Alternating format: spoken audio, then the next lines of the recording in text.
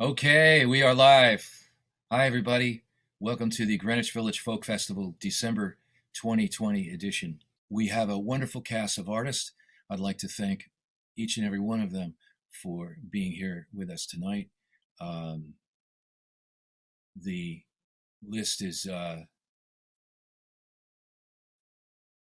quite meaningful in terms of the presence that these folks have in the world of music. John McCutcheon, Megon McDonough, Ellis Paul, the Don Juans, Christine Lavin, Jack Williams, the Queler Farber Family Band, Billy Crockett and Roscoe Beck, Sophie Buskin, and Willie Nininger will be with us tonight.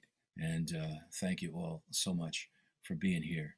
I'm going to start off by introducing Willie Nininger, and I got to say it's a great treat to have Willie with us tonight. Willie and I go back a long ways in our time in Greenwich Village.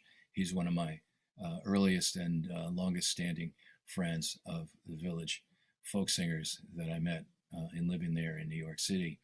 And we share a mutual affection for Switzerland, where he lived for a few years before returning to America in 2002. My Mrs. Nicole is also a Swiss citizen, and I have released, I think, something like 11 CDs through the Swiss record label Brambus, and have toured there extensively and lived there for brief periods. Willie also, I have to say, just on a personal note, is considered by most of us longtime early members of the Greenwich Village Folk Singers softball team, known as the St. Luke's Flukes, to have been the very best player that we had. An unstoppable shortstop, a great hitter, a real leader of our team, and great fun to play alongside of a really skilled baseball player, unlike most of the rest of us. And on top of all that, he's a very, very fine guitarist and songwriter. He's written successfully some songs for Captain Kangaroo. He has appeared throughout Europe and the United States through the years, and currently lives in southwestern Connecticut. During his career, he's not only written songs for Captain Kangaroo, but appeared on Hee Haw and sung the national anthem for the New York Mets. And so, would you please start us off with an enthusiastic welcome for Mr. Willie Nininger. Hey, Willie. Willie, I think you got to turn your mic on. Okay, am I on? There you go. Okay, thank you, Rod. Great to see you, buddy. Yeah, One of these days we'll do this in person. Virtually. We do go back. We were talking before the show. I remember when not so long after I moved to New York, I was in Rod's apartment on McDougal Street next to Franzen's apartment, and we shared an affection for Ian and Sylvia, and we both knew this not so well-known song, Red Velvet, which we yes. And I don't know if you remember, Rod, I always thought that he should have changed one of the lines in the second verse, but we can talk about that another time. And Rod, I also remember that you got me a gig at Dr. Generosity's on 73rd and 2nd, where the guy that did a lot of amphetamines ran the soundboard. And probably shouldn't go on too much longer about things. And then the softball team, yeah, it's nice you mentioned that. It was a great time. I remember Jeff Hardy always used to get the permit on St. Luke's Flukes field, corner of St. Luke's Place. And Jack Hardy used to pitch against George Gerdes. You talk about yin yang. And anyway, so that's that. Nice to see you all. Thanks for coming.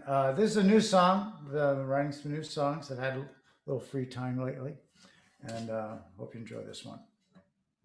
This is from my friend Ross that previewed for it.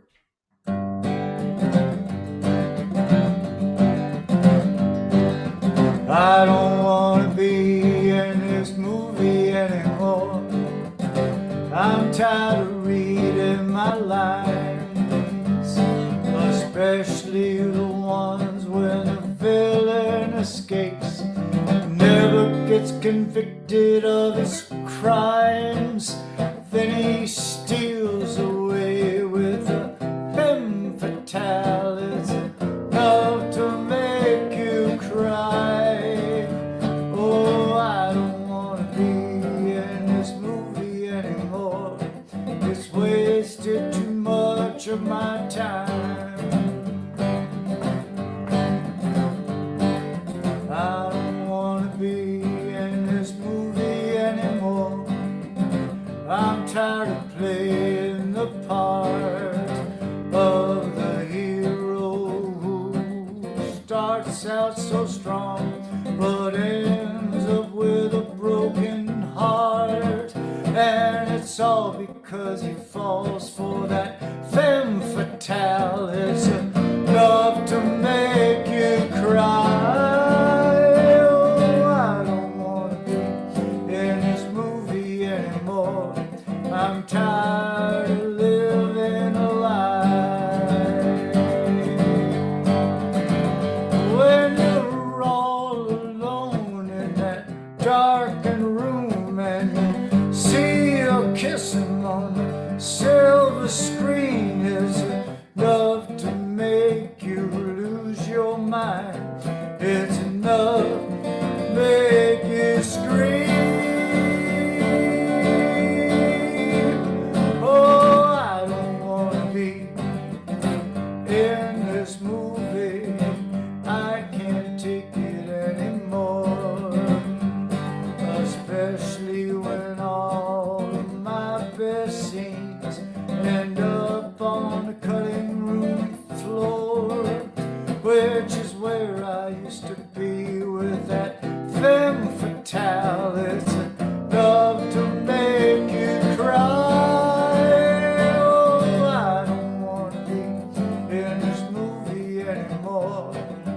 I'm leaving this business behind. Yeah, I don't want to be in this movie anymore. I've seen it too many times.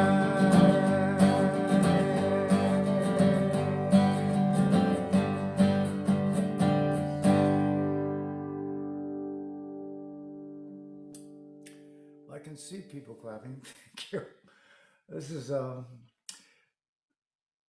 that's a new song.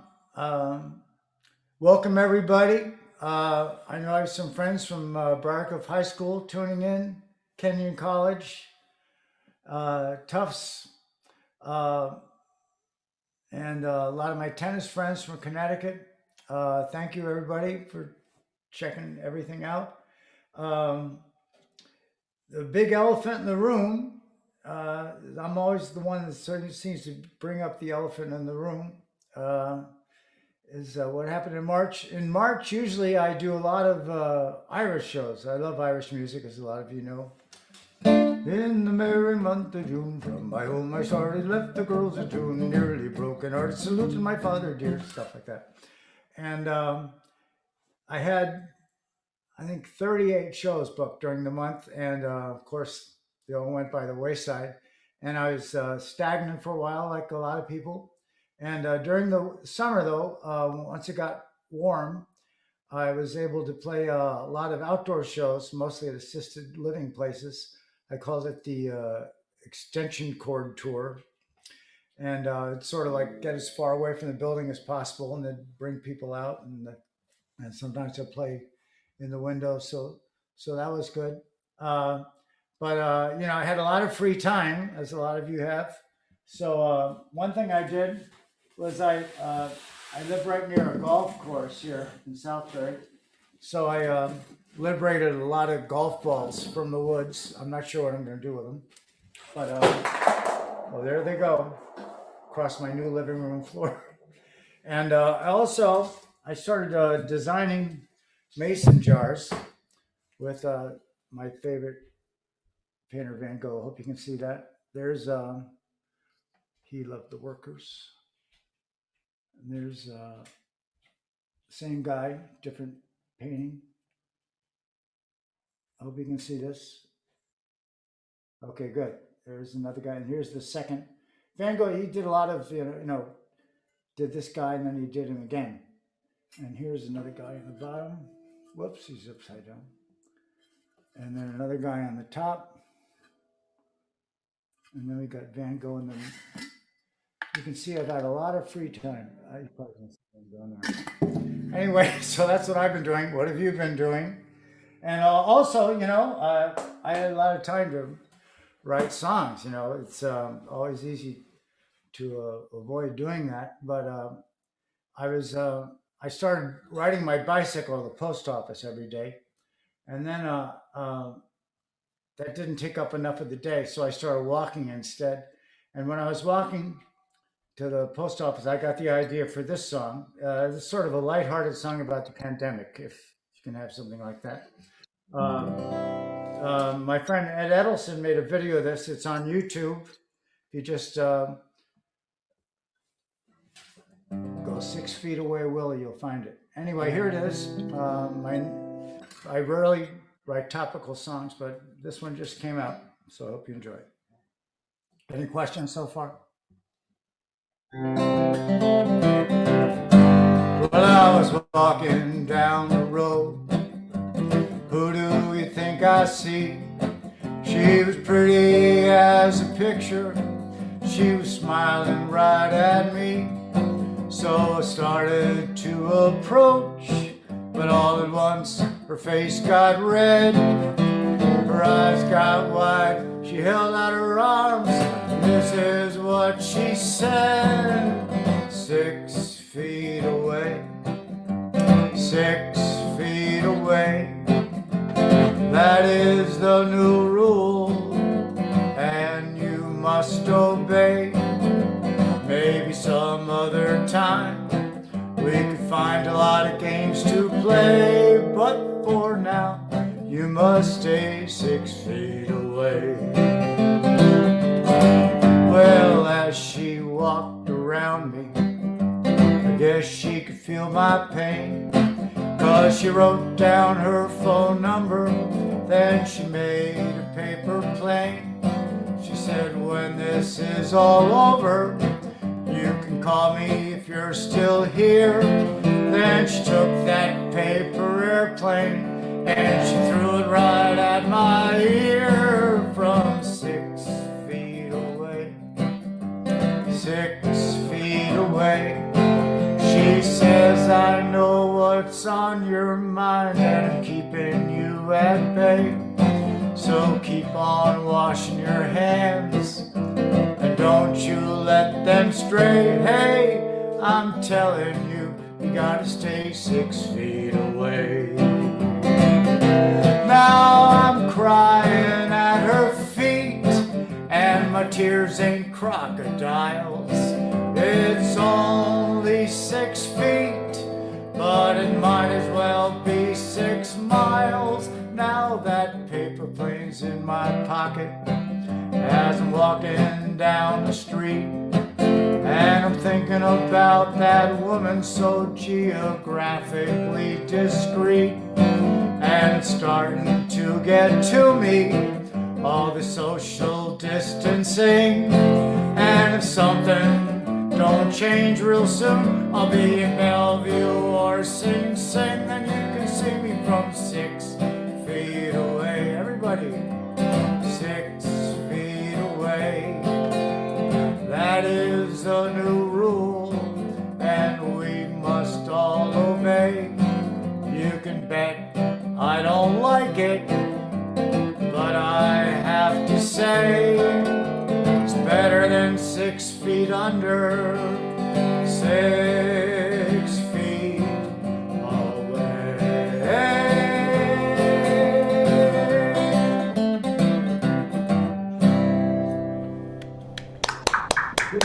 Yay! Great song. It's on Facebook. I got about 1,200 views. We're still working on our first million. I'm not sure how to get from the 1,000 to a million, but we're trying. Well, this is great. It's great to play some of my own songs again and be a part of this whole thing.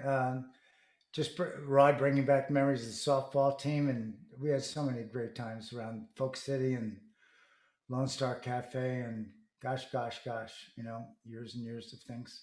Um, it's been a weird year for sure. I'm really glad it's going to be another one coming up soon. I'm going to be doing some my own Zoom shows starting around the inauguration, and so I hope to keep in touch with all of you. If you can spell my name, you can find my website, willienininger.com. Thanks to Brandon O'Sullivan and Greg Greenway for the technical things. As I told them when we were doing the sound check, when it comes to science things, I'm pretty much an English major, and I'm good at following directions, but I have no aptitude for this kind of stuff. So I hope it sounded all right. I'm gonna do one more sound. Is somebody say something? Oh, good. Thanks. That's good to know. Yeah, it's this is a little bit new doing the Zoom stuff. It's a little bit like playing on the radio. You don't know who's out there. Um, I want to especially thank some of my friends that are in England and Switzerland, staying up late. England's 5 hours, Switzerland 6 hours, and uh, nice to see. I usually go over there every year. Didn't do it this year. A lot of things everybody didn't do. A lot of things that people usually do, they didn't do this year, and hopefully we'll do them again next year. Thanks. I'm going to do a song now that maybe you might have heard before, partially thanks to Christine. The song, it's a seasonal song, and I'll say a little bit about it afterwards. And thanks a lot for having me. And I'm looking forward to having the rest of the show. I always end up going first on these things. I don't know, but it's in a way it's nice because then I can relax and watch everybody else. So thanks for tuning in, and good luck, everybody.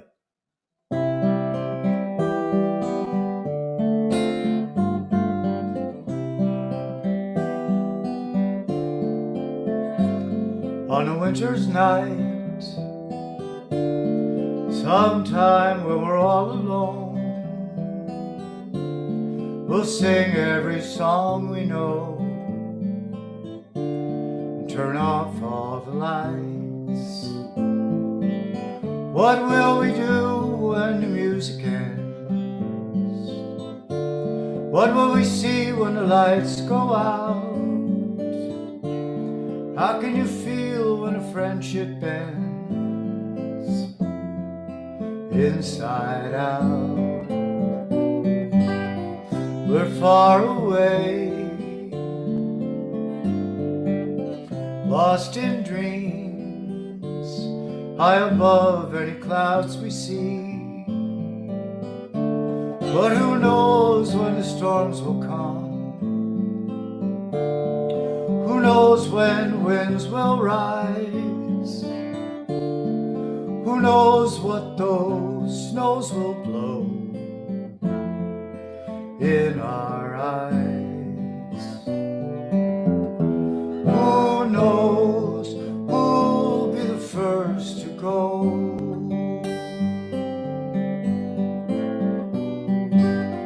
On their way along with a frozen tear, in search of a better year, or just a warmer night. Who knows when the clouds will part? Who knows when the sun will rise? Who knows what those winds will blow in our eyes?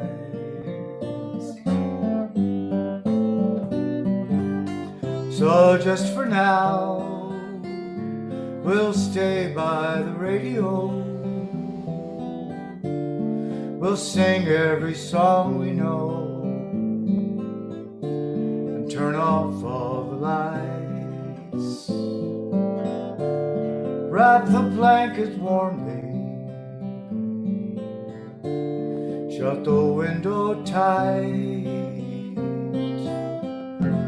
Put your arms around me. For all we know, it may snow tonight.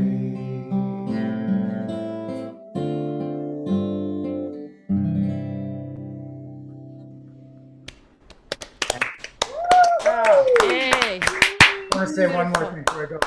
I remember when I first wrote that song, I played it for my roommate at Kenyon College, Jeff Himes, and he said, I like it, except at the end, you would say, wrap the blanket warmly, shut the window tight. He said, once I wrap the blanket, I don't want to get up and shut the window. Can you change that part? But it was too late to change it.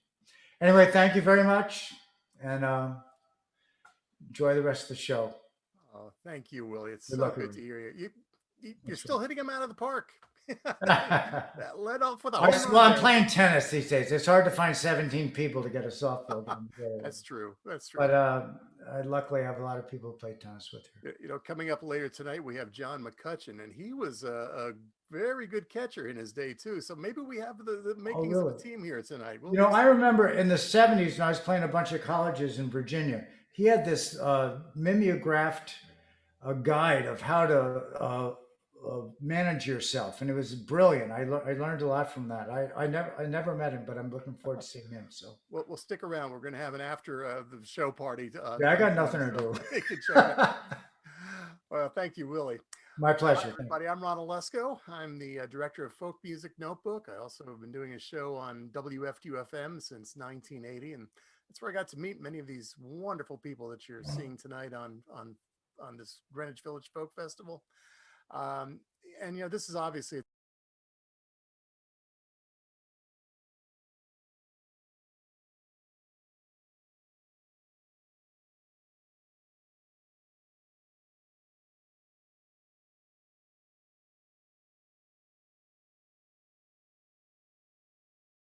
it's called NERFA, the Northeast Regional Folk Alliance. It's a place where music presenters, DJs, venue operators, and artists go to showcase. And we kick it off every year with what's called a folk DJ showcase. All the folk DJs, all my peers, we choose an emerging artist to showcase. And a few years ago, I was getting ready to do it. And what also happens is a lot of artists start to contact us. They hear we're doing this. They want to get involved. So I got a message from David Buskin, who you've seen on this festival. And he asked me politely if I'd consider presenting his daughter in that particular year's showcase. And I got to admit, at first I was worried about the request because I've known David for decades and I hadn't heard his daughter yet. So I was worried what I would say to David if I didn't like her. But then I had what I think NPR calls a driveway moment. David sent me one of her songs, and you spend the moment just sitting there picking your jaw off the floor after hearing her. What a voice, what a talent. And it was obviously, I was worried about nothing. Sophie was raised in New York City by two very accomplished musical parents, and her music has always been around her. She started playing the piano when she was just 3 years old. I'm 63 and I can't play the piano.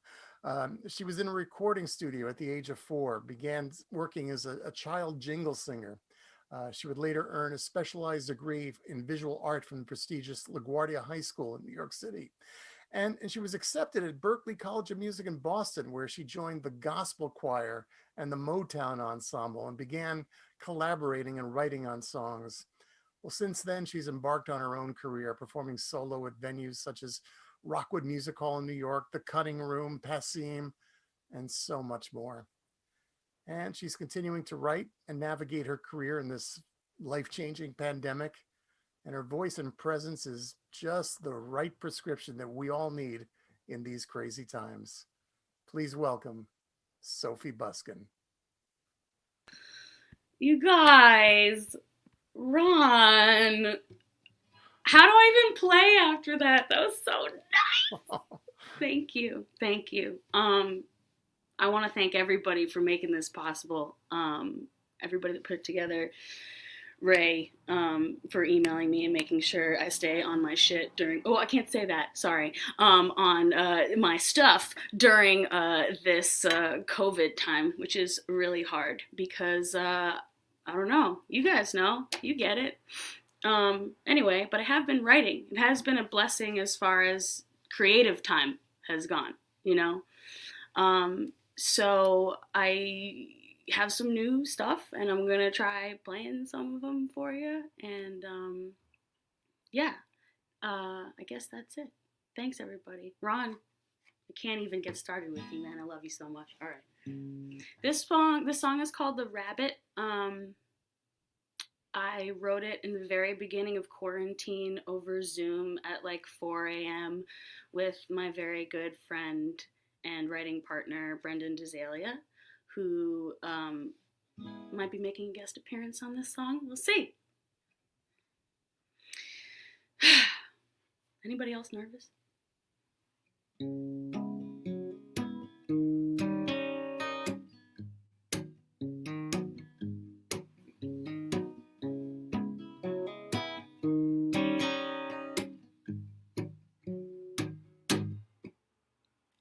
Even if you called, I wouldn't have come.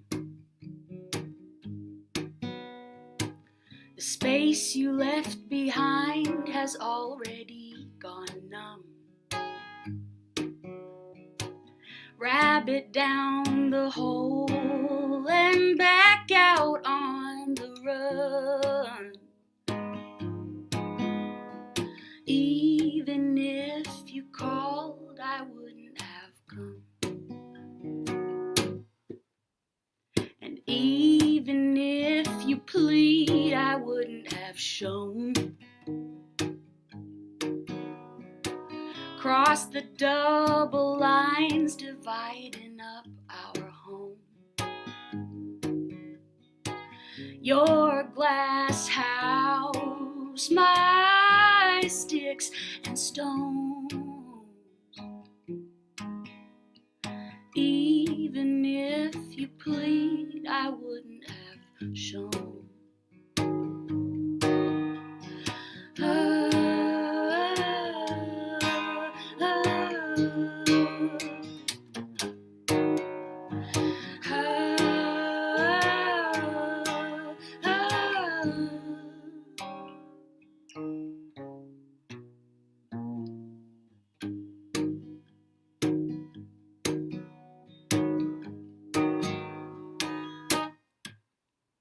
And even if you beg, I won't back down.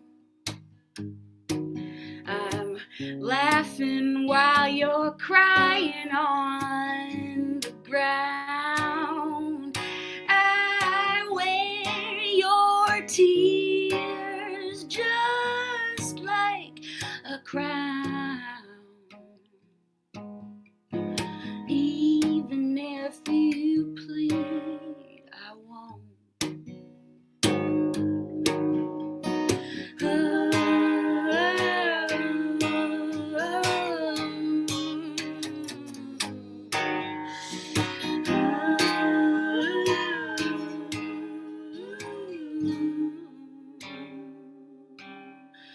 And even if you get down on your knees,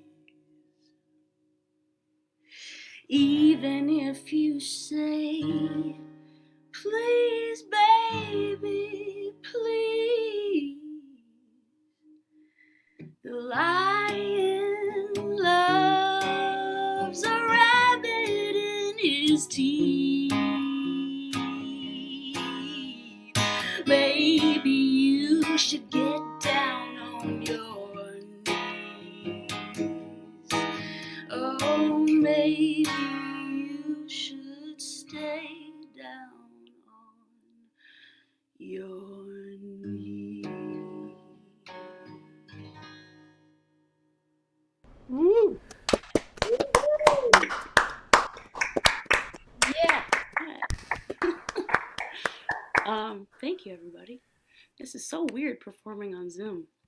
At first I was like, oh, cool, I'm on my couch. And now I'm like, oh, I miss all my friends. But it's great to see those of you that I can see. And for the rest of you that I can't see, thank you so much for joining.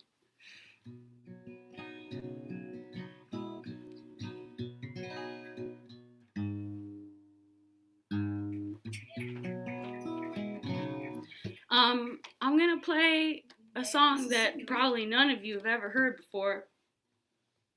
That's me being funny because I've played it a lot, but that's not the right note.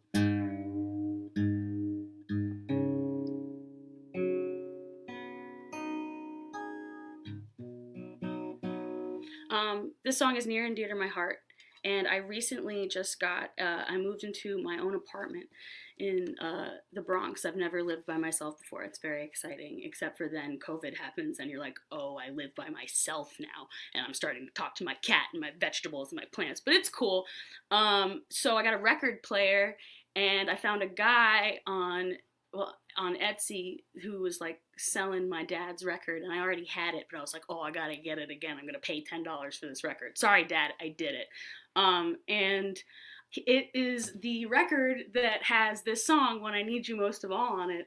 And it's just, I'd heard my dad play that 100 times, 1,000 times in utero, maybe, but hearing him in his little, I don't know, it was so sweet. He was like my age, and it's more upbeat, and this whole track, I don't know. If you haven't heard it, go check it out, or give me an email. I'll play it for you over the record player.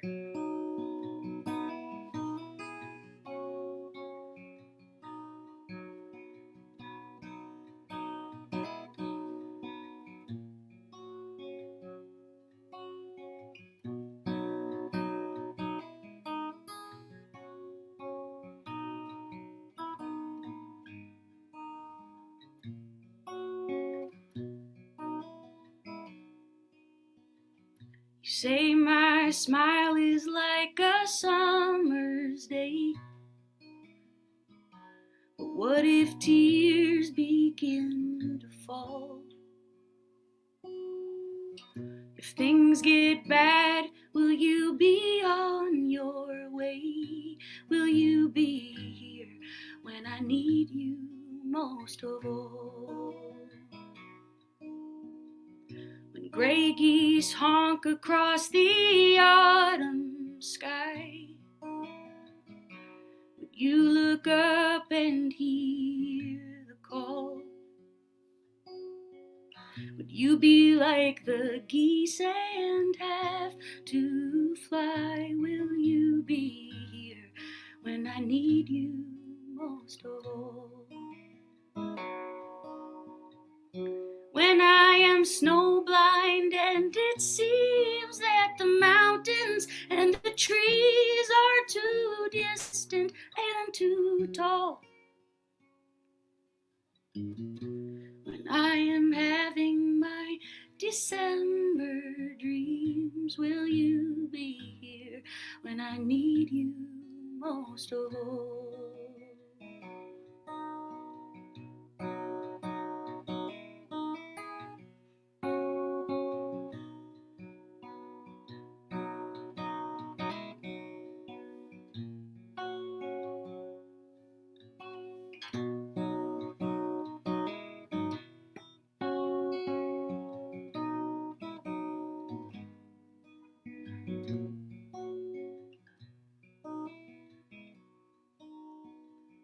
And when we fight and sit without a word, watching the flowers climb the wall,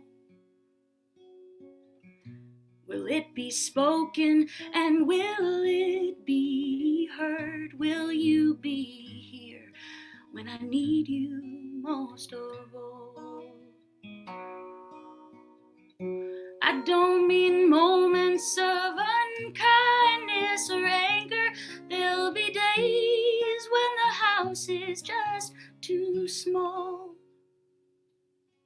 But if I let you see my heart and mind, will you be here when I need you most of all?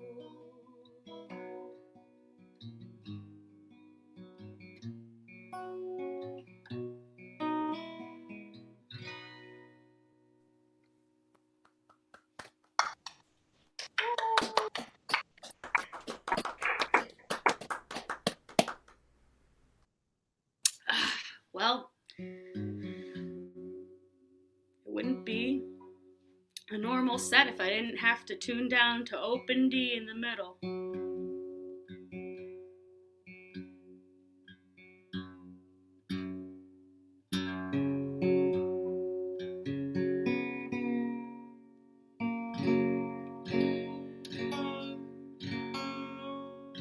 Don't you feel like you're really here?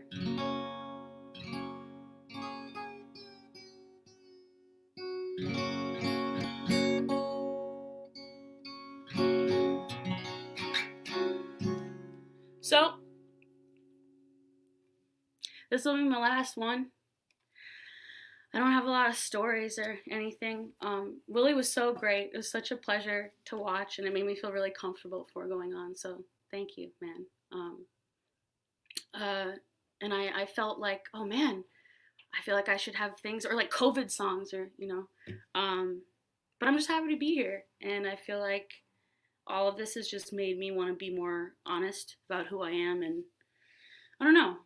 This should be followed up with some sort of like amazing confession or anything. I'm just talking. I'm really happy to be here with you guys, and thank you for having me, Greenwich Village Folk Fest, and Brandon Sound, and everybody. This is a song called Gaslight, and I'm gonna do this really fun thing where I'm gonna secretly have the lyrics up in the corner of my screen because it's so new. All right, here we go.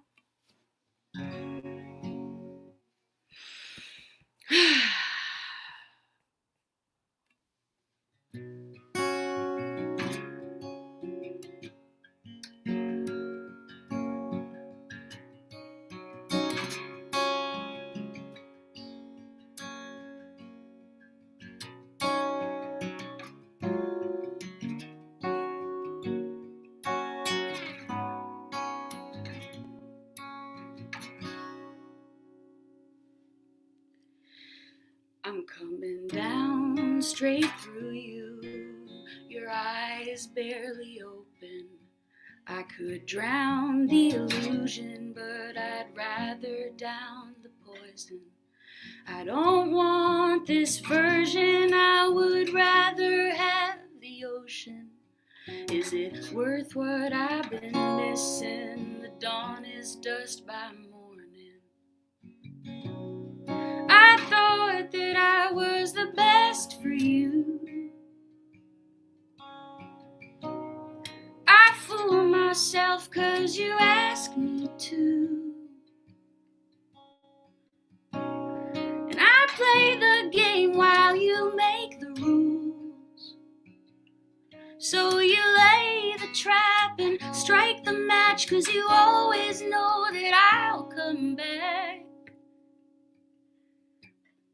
I'm startled at the sound, though I hear it all the time. I try to tiptoe around you, but you're always laying mines.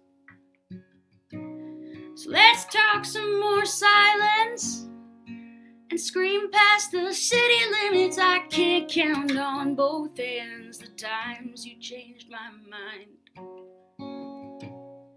I thought that I was the best for you, but I burn myself 'cause you asked me to. And I play the game while you make the rules. So you lay the trap and strike the match, 'cause you always know that I'll come back. 'Cause I get lost in your cloud, and I sink to the bottle, and I drink till the light. It's always fuzzy till it's straight. You try to keep me on a leash, but I keep clawing at the bait till I can slip out from your reach, and I'll run away. Gaslight ablaze,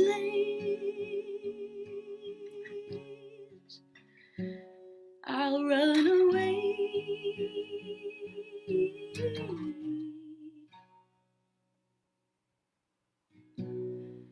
It took me some time to see the truth. I don't want to be the best for you,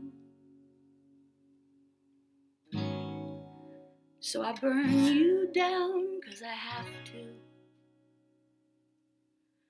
And I lay the trap,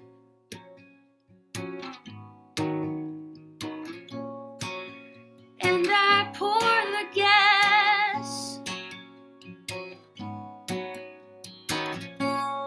and I shut the door, and I lock the latch, and I say a prayer as I strike a match, but it's worth the burn if you don't come back.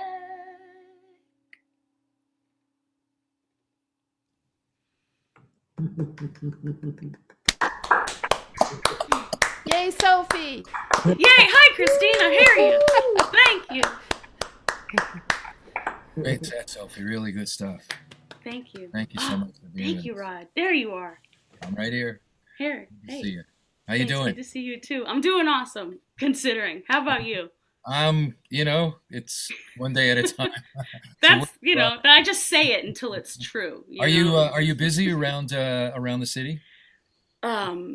Yeah, I'm real busy with my cat on my couch. No, I've recently re-quarantined. I got a couple older parents that I see frequently, so we're trying to keep the contact minimal, I hardly ever Yeah. leave the house myself.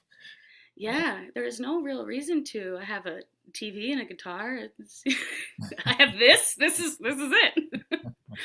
But yeah, it's really good to see you guys. I feel like a person again. Oh, that's good. Well, that was a really fine set. Beautiful.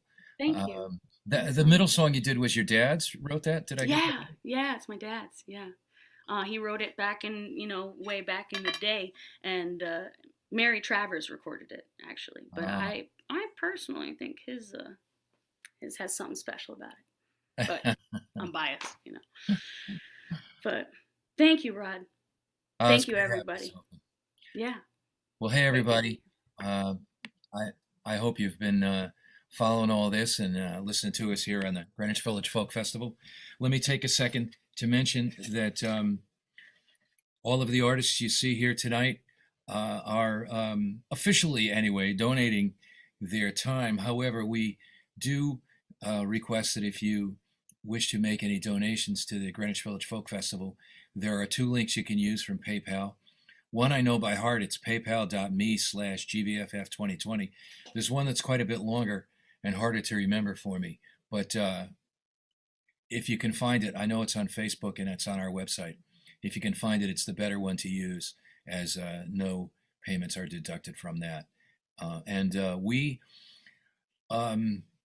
have a very small amount of technical expenses and give virtually all of the rest of it to the performers that you see, who we hope you are enjoying and will continue to support going forward from tonight's event.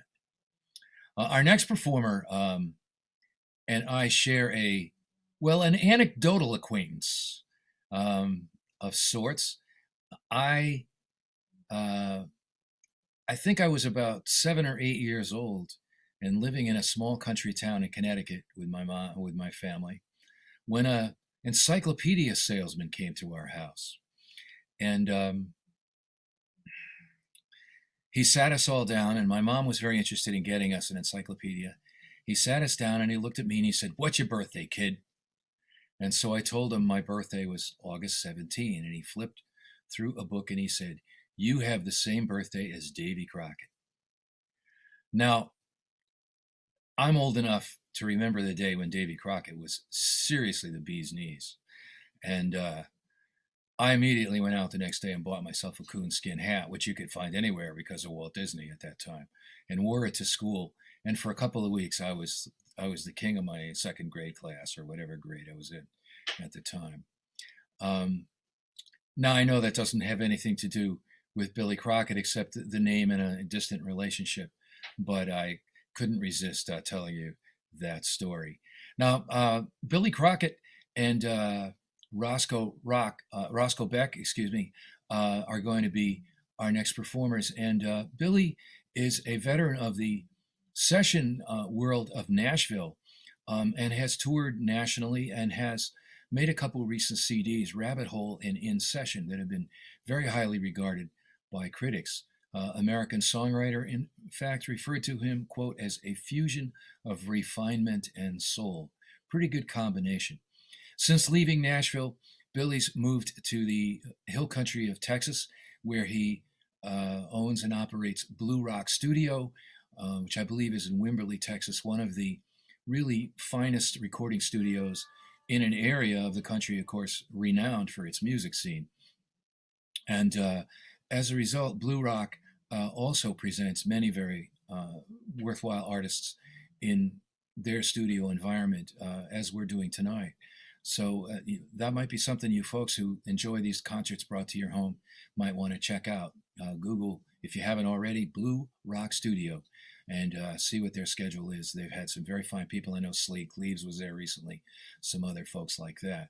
And Roscoe Beck is a bassist who has played with such artists as Robin Ford, Eric Johnson, Leonard Cohen, and the Dixie Chicks.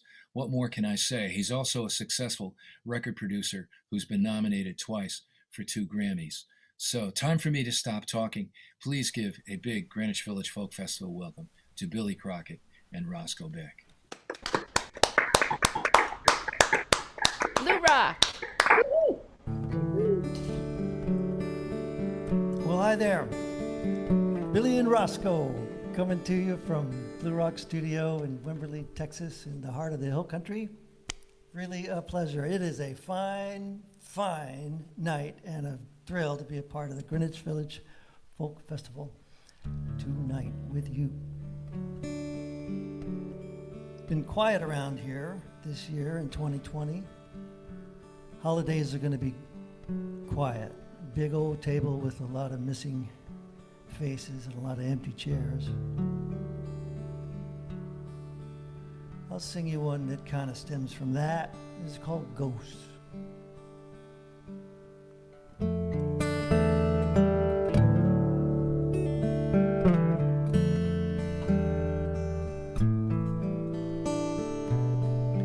Verna was a Methodist, never kissed a man, drank whiskey from a Dixie cup, marched with Dr. King, could rip Fidela's phone book in half with her bare hand. Richard was a congressman whom everyone adored, sold black and white TVs in his Western Auto store, sang barbershop quartet once for Henry Ford. Here at the table, the one in my mind, I give those spirits a drink to unwind, then let them fly with stories until dawn. At my dinner date with ghosts, I wish I'd known.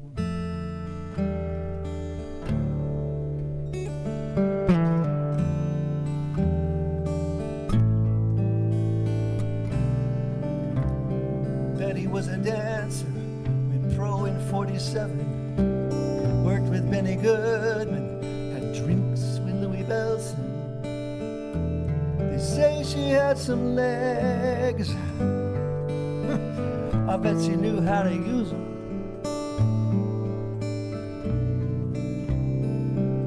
Rachel was my grandma, though I never met her. Her beautiful serenity is there in every picture. Seamstress, mother, teacher, cancer.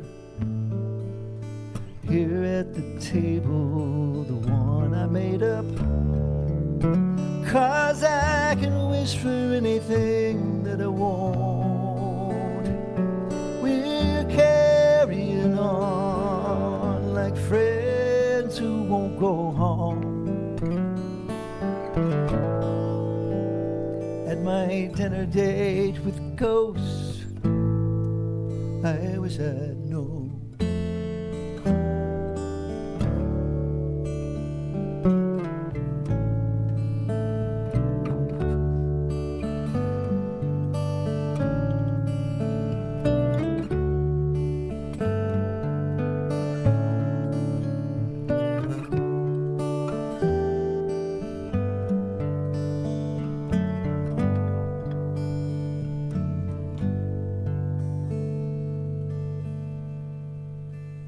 At the door there is a knocking, an uninvited guest. Oh no, it is my father. I can't catch my breath, 'cause he never said a thing to me. Didn't feel like a test. The room gets cold and awkward. I don't know why he came, but he has a trace of sadness I've not seen till today. And here he is with me, and we're using our first names. Here at the table, the one in my dream. Somebody's crying, somebody comes clean, and we're singing songs, and no one feels alone. At my dinner date with ghosts, I'd like to make a toast. Here's to all the ghosts I wish I'd known.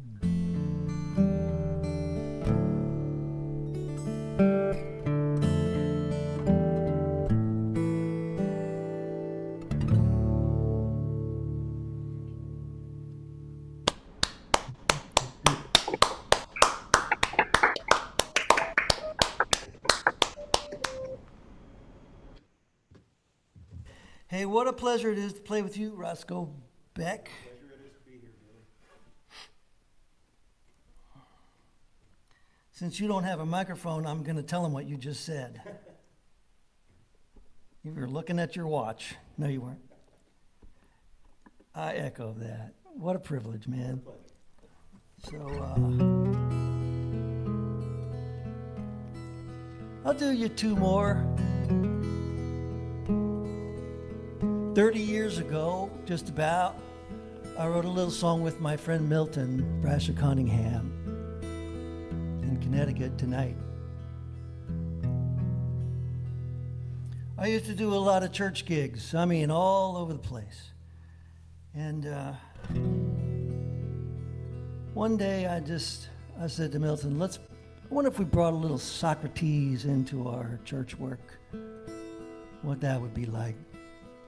This is a song that still speaks to me today. I'll bring it to you in case that's true for you too. It's called The Question Pool.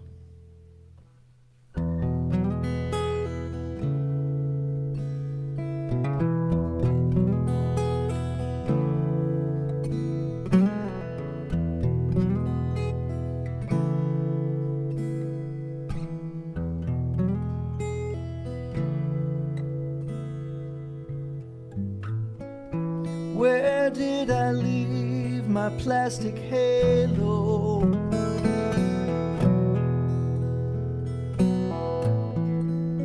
Why can't I speak to my good friend?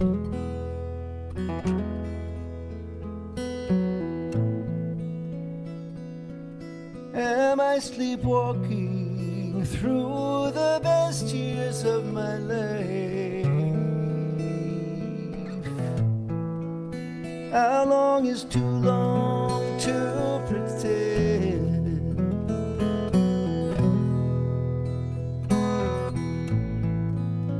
What do I owe my parents' generation?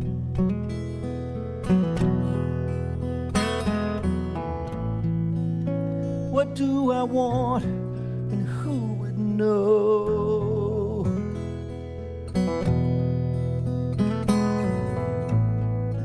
Can I live on answers that were handed down to me? Do I just hold on and just let go? I'm drinking from the water blue. I'm drinking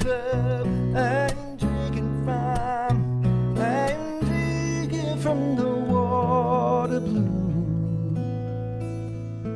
Down at the question pool.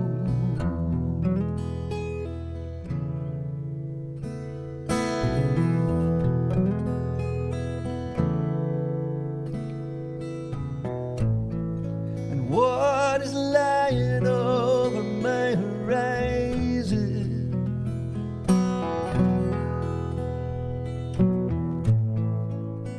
What am I afraid of going through?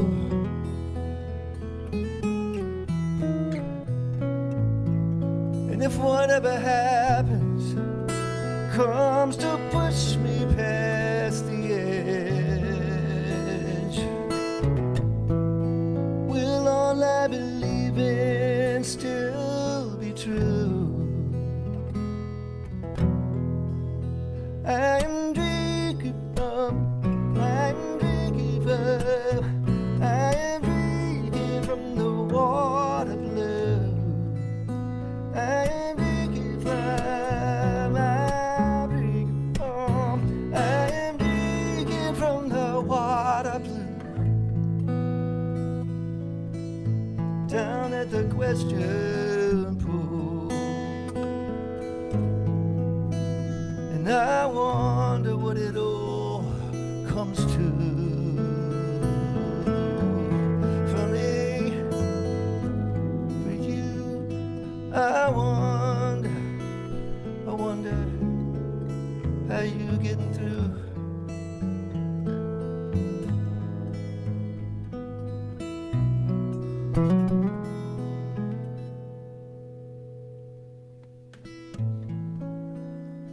Why am I moved by the story of Eden?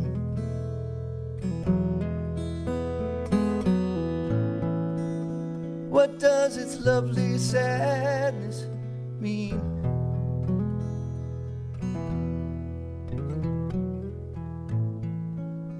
Am I a traveler who cannot remember home?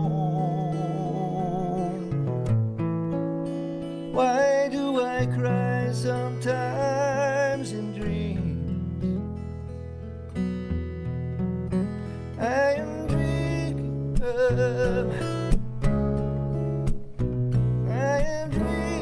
from the water. I'm drinking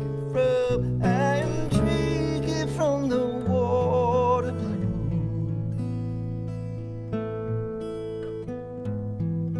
Kneeling down now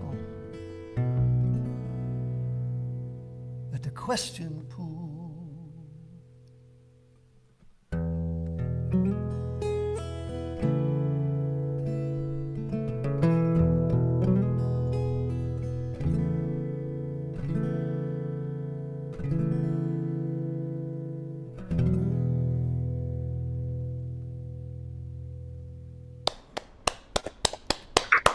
Wow. Wow.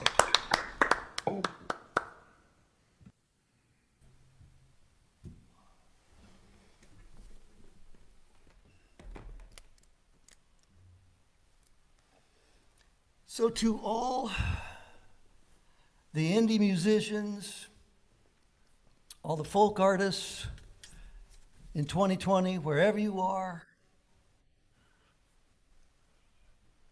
I know your dad wanted you to study engineering, or maybe law, maybe take over the family business, but you didn't do that. Nope. You heard a guitar in a stairwell with an open tuning somewhere, and somebody was strumming your pain with her fingers. And your heart stopped and you gasped. And you heard something. It was the sound of a calling.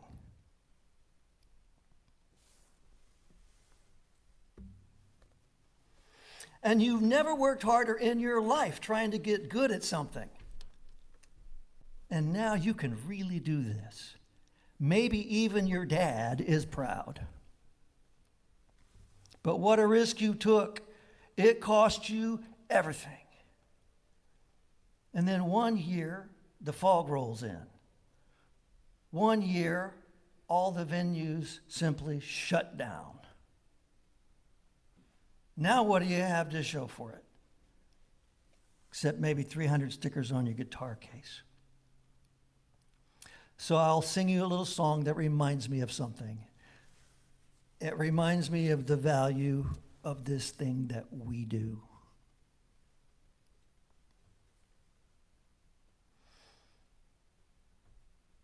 This song, I guess I'll just say it's a tribute to the artist in this festival and the team that puts it on. You inspire me. It's not only that you keep going, it's that you keep looking for how your gifts may intersect the world again today. Helping our grief, our gratitude, our resistance, our joy to be more fully felt and formed in us. That's something.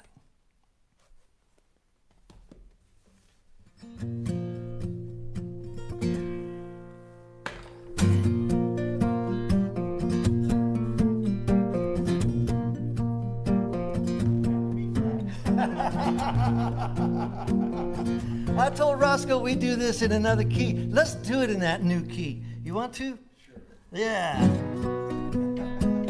It's even better, right?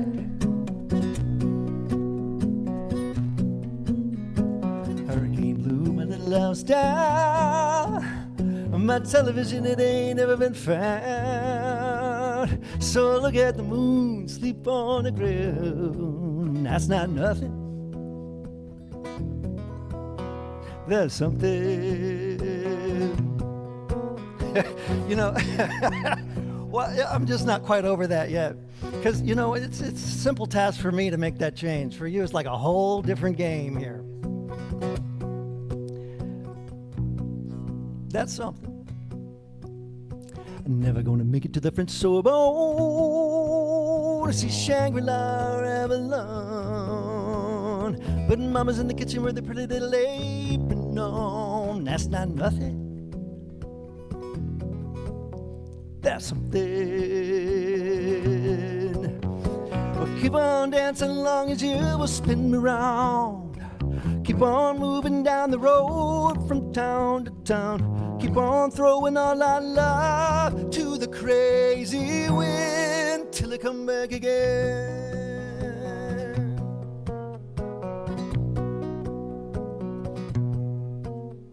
You take a great big chance on love. You give your heart and you lose it rough. But now you know what you're really made of. That's not nothing. That's something. Sky is falling down around your shins. Now how you gonna make ends meet ends? You got no money but you got friends. That's not nothing. You bet. Well, keep on dancing long as you'll spin around. Keep on moving down the road from town to town. Keep on throwing all our love to the crazy wind till they come back again.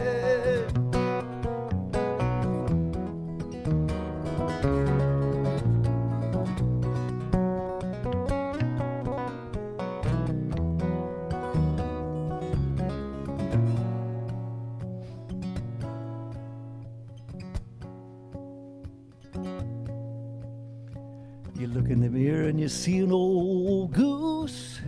His eyes are tired and his skin is loose. Here's another year, he's barely made it through. That's not nothing. That's something. Hear the sound of a slamming door.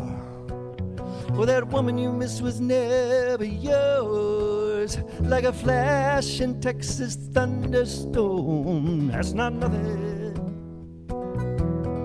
Nah, she was something. Keep on dancing long as you will spin around. Keep on moving down the road from town to town. Keep on throwing all that love to the crazy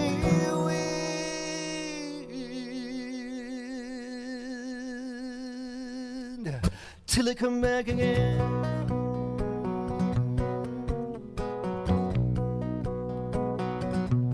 'Cause it'll come back again.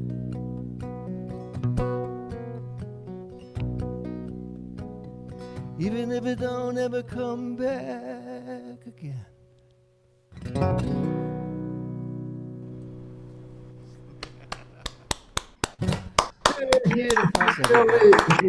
Wow. Billy Crockett. Oh, wow. Hey, Billy, can I ask you, I hope you can hear me right now. What Martin guitar is that you're playing? No, I don't think he's got the mic on. Can't hear me. Oh, well, we'll catch up with him a bit later. Oh, we're there trying to get to Billy. Well, first of all, just to let you all know, that was Billy Crockett and Roscoe Beck, and their latest album is called In Session, which features some wonderful handpicked songs from Billy's catalog, as well as some great cover songs. Billy Crockett and Roscoe Beck, they're coming to us tonight from Blue Rock Studios in Texas, sounding great. We've got more great music coming up, and here's Billy now. Billy, that was just a wonderful set. I got to ask you, that the guitar sounded so good. What model number is that? It's a Martin, right? The first two songs were a Martin 0018. Uh-huh. And it's not old. It's recent, but they're doing such good work these days. I love that guitar. Oh, it sounded great. And you and Roscoe together. I sorry we didn't have a full crowd there at the Blue Rock Studios. It would look like a beautiful studio there. Well, man, what a privilege to be a part of this. And, Blue Rock will be back, as I know you guys will. And I have every hope. But thank you. It's a great night. I've enjoyed everybody so far, and I'm going to hang out. So okay, great. Thank you so much, Billy Crockett. Well, just a reminder to everybody, this is a free concert, the Greenwich Village Folk Festival, but there is a tip jar. So if you're inclined, if you're able to, best way is to go to the Greenwich Village Folk Festival website, and you'll see a link there that you can click on and make a donation. And goes to all the musicians, and also to keep this wonderful nonprofit organization going and continue to bring you these incredible monthly concerts. And I'm so honored to be a part of it. And I'm so honored to bring you this next artist, introduce them. They were supposed to be on last month, but this is the internet. There are technical problems, and unfortunately we couldn't get them last month, but they're here tonight. The Queler Farber family band, Liz Queler, Seth Farber, and Joey Farber. They're a wonderful musical family. Billboard magazine once called Liz Queler a singer's singer. She's composed for TV, worked extensively as a studio singer. She's also a 3-time Grammy nominee for her work with children's artist Brady Reimer. And Seth, well, he was a musical director for Odetta for the last decade of her life. He produced 3 of her CDs, 2 of which were nominated for Grammys. He also has numerous Broadway credits, and compositions of his have been used for film and television. And he's recorded and performed with so many diverse artists, from Billy Joel to the Staple Singers, Greg Allman to John Bon Jovi, and so many others. And their son, Joey, well, he's steadily growing his own career. He's appeared as a musician on Saturday Night Live, Late Night with David Letterman. He's done several national commercial jingles and an off-Broadway show as well. And together, they've developed the Edna Project a few years back. They set 21 poems by Edna St. Vincent Ballet to music. It became a wonderful recording and also a theater project. Well, since COVID pandemic, they've had to adjust their lives. Seth is on furlough. He was working as conductor for the Broadway show Ain't Too Proud, The Life and Times of the Temptations. Joey had to defer his senior year at Berklee College of Music, and Liz Queller, well, her gigs have been sidelined, of course, but they've been staying busy. They've been recording various kinds of projects, and Liz even produced a public service announcement to encourage voting, most notably for the not-for-profit group Urban Garage, which is a free monthly open mic and performance lab for young musicians. And together, they make some beautiful music together. Please welcome the Queller Farber Family Band. Thank you so much. I just want to make sure you all hear us before we launch into our song. Yep. One of the upsides Yay. of COVID for us is that we get to hang out together. We get to be with him. I hope he's as happy about that as we are.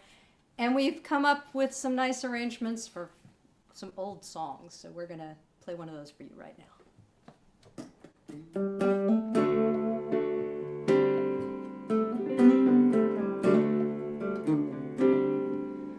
Won't you please, please help me? Won't you please, please help me?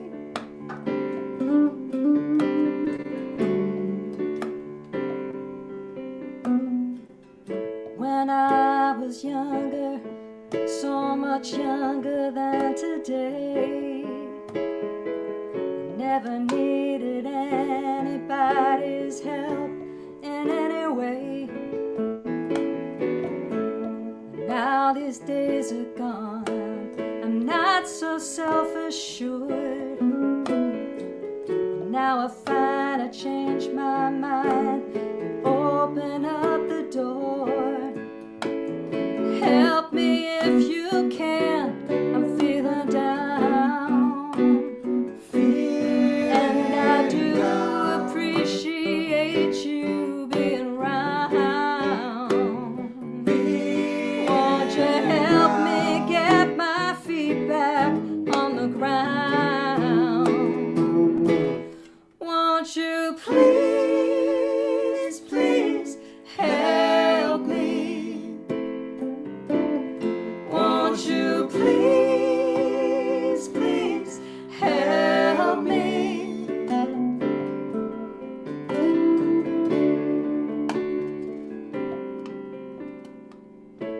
And now my life has changed in oh so many ways.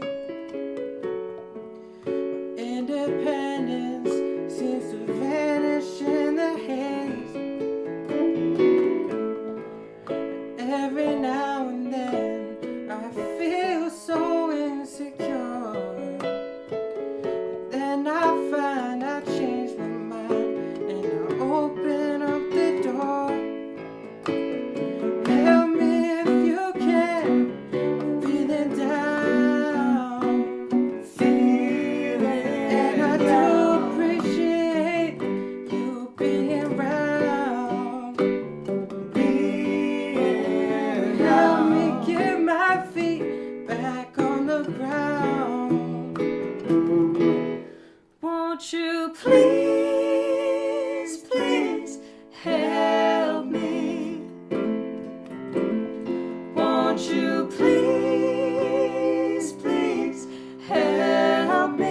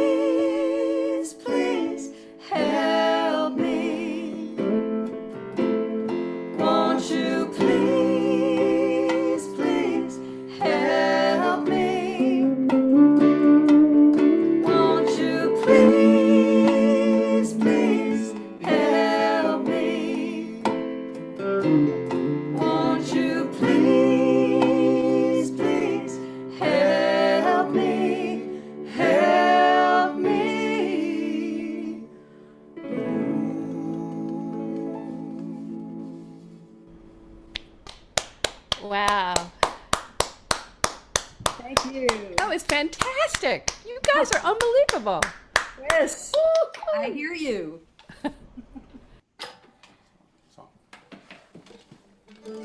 So as Ron was mentioning, Seth and I took a very, very deep dive into the life and works of Edna St. Vincent Millay.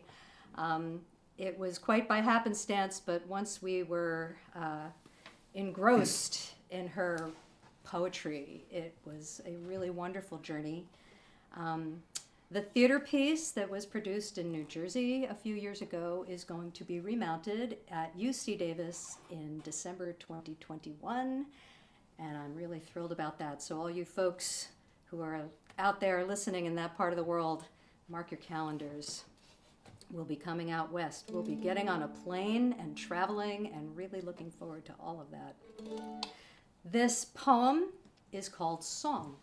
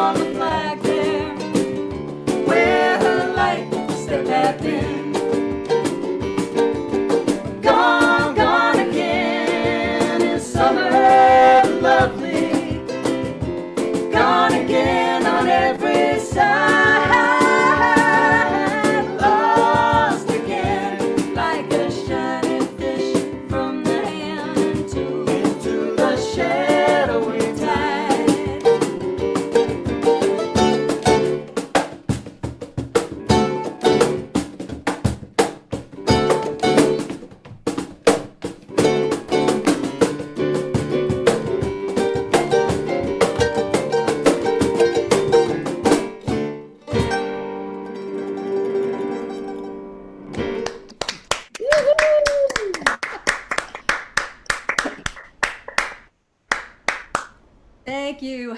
We're going to do another instrument change, and the last song we're going to do is a medley that we were asked to put together in tribute to Odetta for a concert at Symphony Space just a couple of years ago, and Chris Lavin and John McCutcheon were both on that bill too. along with so many other amazing folk musicians. We were so honored to be part of it, and we were honored to create this tribute to celebrate Bob Sherman's 50th anniversary on the air with Woody's Children. So this is a little medley we put together. The last song in the medley was the song that Odetta used to end all her shows with, and she always asked people to sing along. And if you didn't, you got the evil eye. So you at home, please feel free to join in with us. We'll hear you. But before we break into the song, Seth is going to tell you a little Odetta story. A short Odetta story. So Odetta was very particular about, everything related to when we used to travel together and tour together. And she's particular about things right close to the performance time, where the jug of water was and what time the knock on the door was telling her for 5 minutes before the show, things like that. So right at the beginning, we started working together, and the stage manager would come and bang on the door in 10 minutes, 5 minutes, and it would kind of throw her. And she said to me, I want him to tell you, and then you knock on the door and tell me. That'll make me feel more comfortable. I said, all right, that seems easy enough. And then she said, and I need to show you the secret knock so that I know it's you.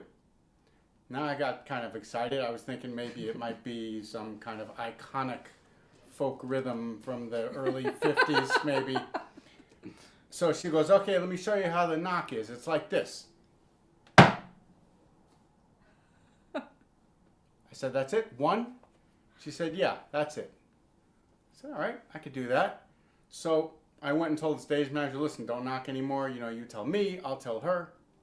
So a few minutes later, he comes and tells me, okay, listen, it's 5 minutes now. So I went over to the dressing room door, pretty excited for my new job, and I went.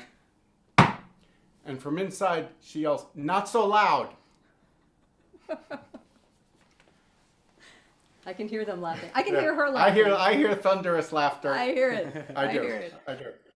We were really blessed to have her in our lives for 10 years. It was incredible, and we feel you, Odetta. We miss you, and we also want to take a second to just thank everybody. Thank Ray and Rod and Ron and Greg. Thank you so much for serious amounts of patience, and Brandon and all the other people who are on the bill tonight. It's been a real pleasure listening to you all. We look forward to hearing the rest of you. And here we go.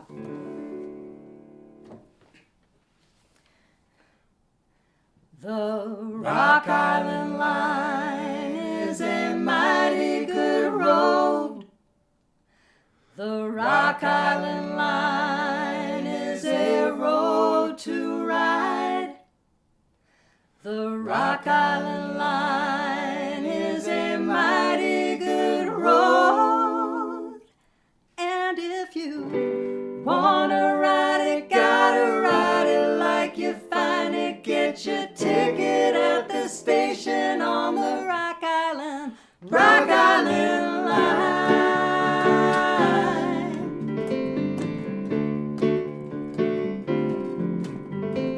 The Rock Island Line is a mighty good road. The Rock Island Line is a road to ride.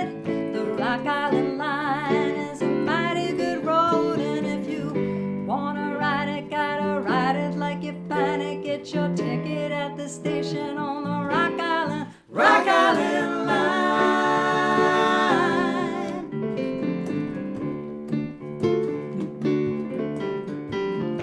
A, B, C, W, X, Y, Z.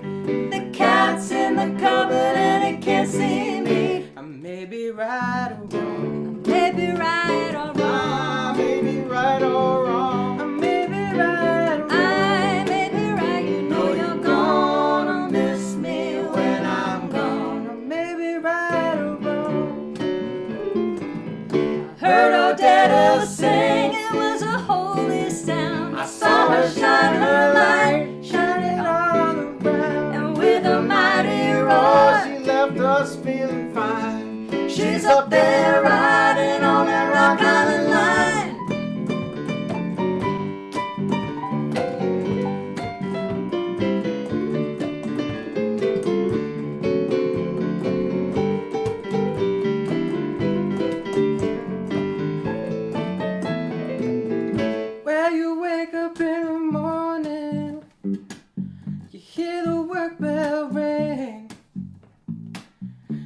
when you march it to the table.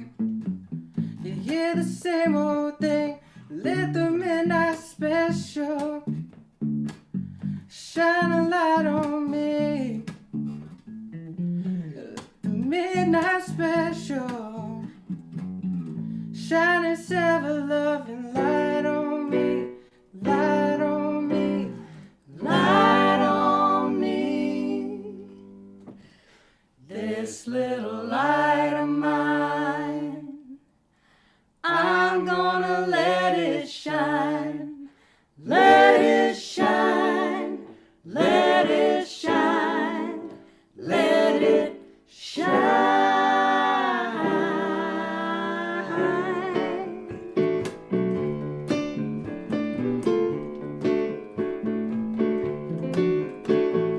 This little light of mine, I'm gonna let it shine now. This little light of mine, I'm gonna let it shine, yeah. Now this little light of mine, I'm gonna let it shine, let it shine, let it shine, let it shine.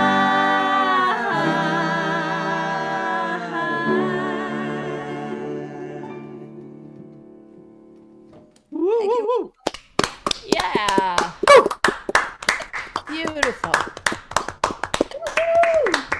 Excellent set, guys. Really great to hear you. Thank you, Hey, Rod. Seth, it's been a long time, you and me, huh? Yeah, Rod, I remember it well. Seth, I- somewhere, I don't know what, between Billy Joel and Odetta or something, you played keys on my White Buffalo LP back in the day. Wow. It Absolutely, I remember it well. Yeah, that was a was great great treat for fun. me. Was really beautiful music. Thank you so much, guys. Really great stuff. Hey, Liz, what was that middle instrument you played? Is that big octave mandolin? Is that what that is? Yeah, it's a mando. Just a regular mandolin? It's a regular mando. No, it looks big and Uh, good shape. She's just little, so it, It's, well, excellent music, everybody. Really good stuff. Thank you so much. thanks, Rod. Um, Let me make a couple quick announcements.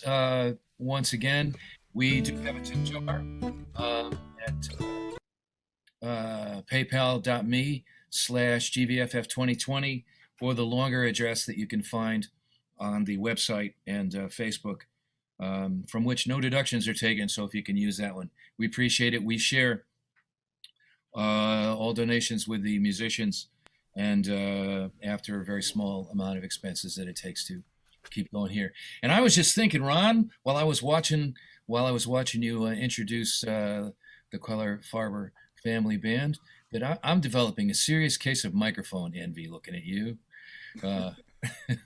you've Microphone what? got that microphone envy. Oh, well, it's not the size of the microphone, but sorry. Well, that's a good thing to remember, I suppose. Well, it's my pleasure to introduce our next performer, and I have to say, this is quite an honor. I have tremendous amount of respect for our next artist, who is, in my opinion, one of the very finest acoustic guitarists that you will ever find out there. There are very small number of people I would consider his equal. I have known Jack Williams for a few years now, but I think one of the times that I most value in our intermittent times that we get to spend together was once when we were at some big jam session at a folk festival around a bonfire, and there were about 30. Gamble Rogers Festival. Gamble Rogers. You remember this too? You know exactly I what. remember it too. And there were about 30 musicians sitting around, and every time it got to the area where there were 6 fiddle players, each one of them would play a 10-minute medley of fiddle tunes. And so after a while, those of us that were kind of into songs wandered off, and I went for a walk with my guitar, and I look across the field, and standing out in the tall grass about 100 yards from nowhere, with the grass between his knees and his waist, I see this lone guy out there playing his guitar in the moonlight. And so I walked a little closer and I realized it was Jack. And I walked out to him with my guitar and I said, hey, can I pick with you a little bit? Well, this is always a challenge for an intermediate guitarist like myself to pick with Jack. But fortunately, Jack makes it easy because he's so good. And we stood there and played for, I don't know, a good hour or two. And I remember you telling me, Jack, how as a college kid, you had organized the band that backed up all the touring artists that came through Atlanta. Not all of them, but I was one of the guys, the call guy to put the band together, to back up the R&B and blues artists. Yeah. You had even backed up one of my heroes, Ray Charles. I remember you telling me. No, I wish I had. I got that wrong. You got that wrong. I never backed up Ray Charles. I wanted to be Ray Charles, but I never backed him up. Well, you and me both. Well, in the intervening years, Jack toured for many years with Mickey Newberry as a guitar accompanist, and Mickey, of course, one of the really finest artists to come out of the kind of, I suppose, country music outlaw arena of popular music. Jack's gone on to a really excellent career as a soloist, made several CDs. We've had the good fortune to be booked at some folk festivals together and had the chance to hang out and even play a few songs for people on stage. And I'm thrilled to be able to welcome him to our festival tonight. Please welcome Jack Williams. Thanks, Rod. It's great to be here. Thanks for asking me to take part. I'll play you a song that I wrote for one of my heroes, homage to most famous folk singer of the 30s and 40s, Josh White, a fellow South Carolinian. So here's some South Carolina music coming by way of the Ozarks, where I am right now, and for Josh White.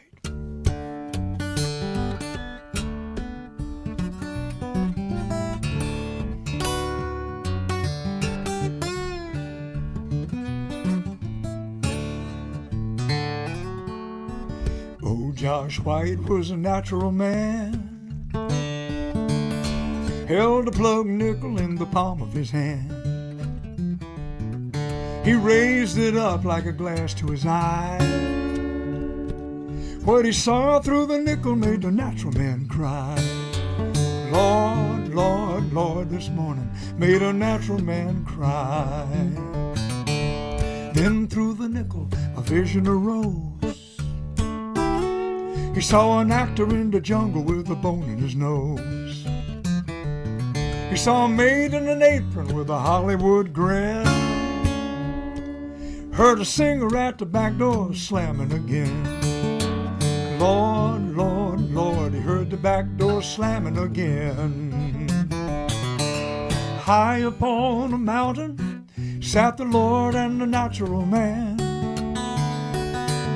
Oh, Josh White got the gift of song, but he never saw the promised land.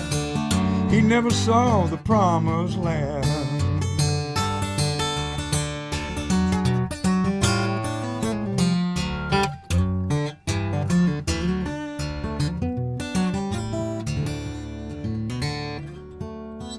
So Josh White laid the nickel down. He put his hands in his pockets and he strolled into town. He looked to the left and over to the right, but he couldn't find a place to spend his money that night. Lord, Lord, Lord, he sure want to spend some money tonight. Yeah, he ran to the hotel, dollar in hand, but they wouldn't take $1 from no colored man. He said, it's getting mighty late, mister, where can I go? He said, now play me a tune, I'll let you sleep on the floor. Lord, Lord, Lord, Josh White asleep on the floor. High upon the mountain sat the Lord and the natural man. Oh, Josh White got the gift of song, but he never saw the promised land. He never saw the promised land.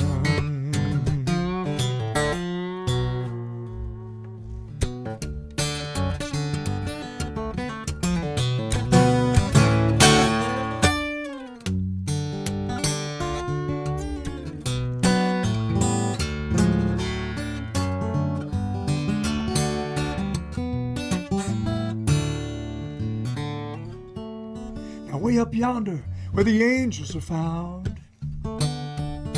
All the blood from his fingers stained the heavenly ground. There ain't nothing to do but to do what you do. And you do it till they roll a stone over you. Lord, Lord, Lord, don't let them roll a stone over you. High up on a mountain sat the Lord and the natural man. Oh, Joshua got the gift of song, but he never saw the promised land. High up on a mountain, I heard a cold black angel sing. And I bet a plug nickel if he came back tomorrow, it wouldn't change a goddamn thing. I bet it wouldn't change a goddamn thing. Oh, oh, oh, oh.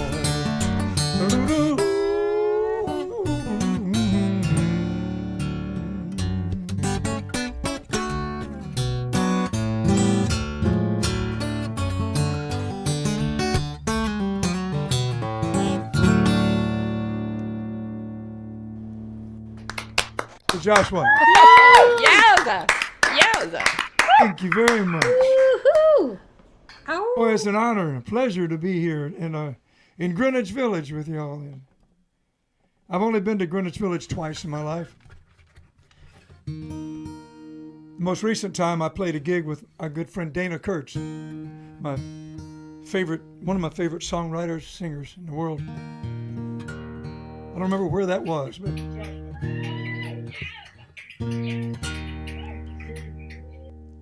the first time I went to Greenwich Village, I went to the Village Gate. I think it is defunct now, but I went there because there was a co-bill with the Village Stompers that had a hit, Washington Square. But what really blew me away was the co-bill, Miriam Makeba, with a quartet of all acoustic music. I was a rocker till then, and a jazz player and a classical player.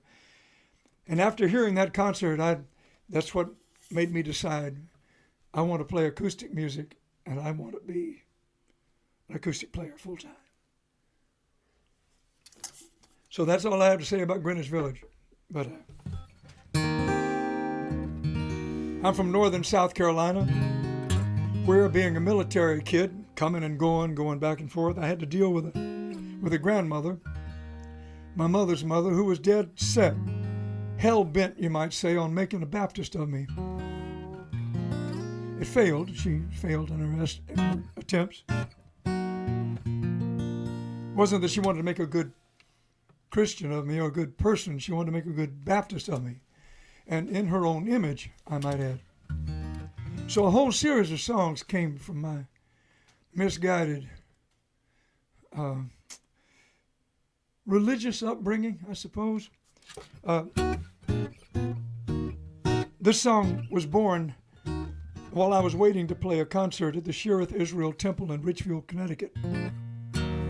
They gave me the sanctuary for my green room. And I was walking around underneath all these stained glass windows, and I kept looking at the characters in the windows, and many of those characters came to a bad end. And I always wondered, why did they enter into such a story that they had to come off so badly? You know, there was Job and there was Goliath, and so I just started writing this song, thinking about my grandmother, and I'm glad she's not around to hear this song, because she would not be happy with me. She's probably waiting somewhere with a willow switch. But I started walking around, playing walking music, you know. I walked over there and visited with Miriam, and visited with Joseph in the coat of many colors, and I started thinking, you know, these guys probably were just suckers for love, whatever that means.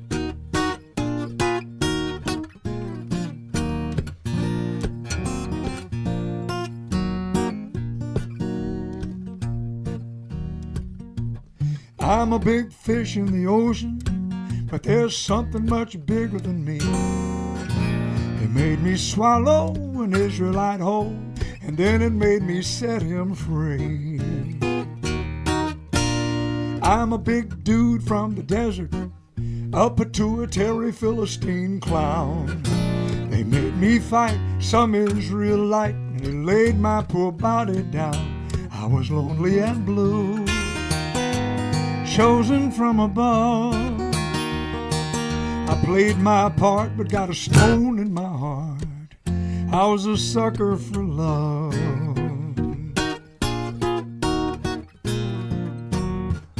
Now I tried to be a real good daddy, but the master said to slay my son. He stayed my hand at the very last second. Now my boy won't trust anyone. There was trouble at home. Yeah, push came to shove, and thy will be done. I traumatized my son. I'm a sucker for love. Oh, Jack, you didn't count on that, on everything turning back on me.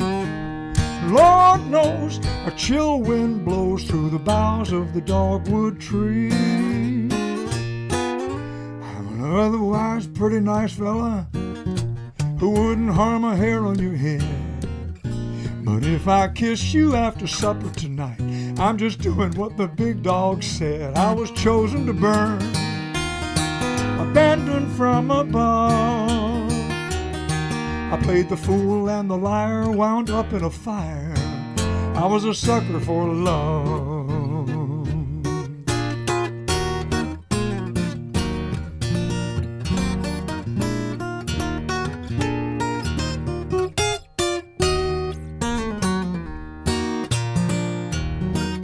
Now the Godfather asked for a favor. I'll make you a hero, he said. Now the deed is done, I'm a friend to none. I'm on the streets with a price on my head. Blind faith gazing at his navel, navel gazes up at me. I raise my eyes to the writing on the wall, asking why have you forsaken me? I was taught to believe, to obey and to trust. I played into the hands of a grand mighty plan. I'm a sucker for love. Oh, Jack, I didn't count on that, on everything turning back on me. Lord knows, glad to be chosen for a part in the comedy. I only want to be with my baby. She's prettier and smarter than me. You can offer my soul, but I'd rather grow old in the arms of a sucker like me. I'm cutting no deals, I'm returning no calls. Yeah, I'm drawing the line, think you're doing just fine. I'm a sucker, that's all. I was chosen to burn, abandoned from above. I played my part and got a stone in my heart. I'm a sucker for love. Excuse me, but I didn't write this next part. It ain't necessarily so. Ain't necessarily so. The things that you're liable to read in the Bible, it ain't necessarily so.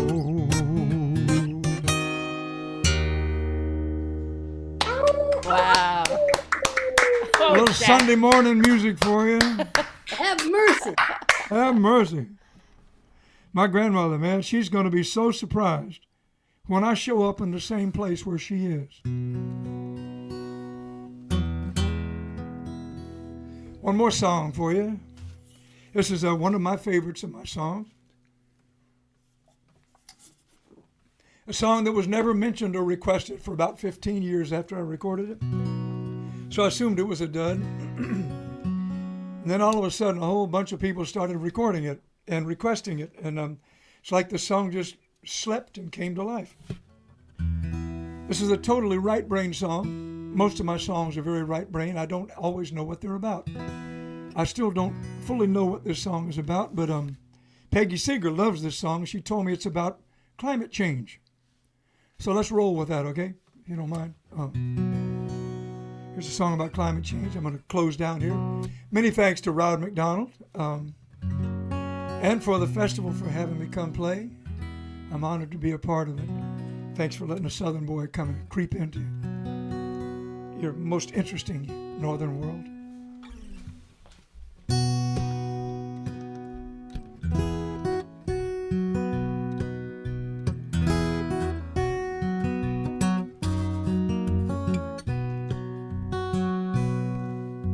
Lights along the runway, they say the pilot cannot see. Wings of rust and age, too weak to rage, oh carry me. The distant city is silent now. We cannot fly away, we don't know how. We're just playing on the runway. There will be no way to leave the ground. Stars no one remembers, great dying embers, turn out your light. Hearts like scarlet sashes rise from the ashes, shine on tonight. The broken forest, the holy land, fall to rubble and turn to sand while we're playing on the runway. There will be no way to leave the ground.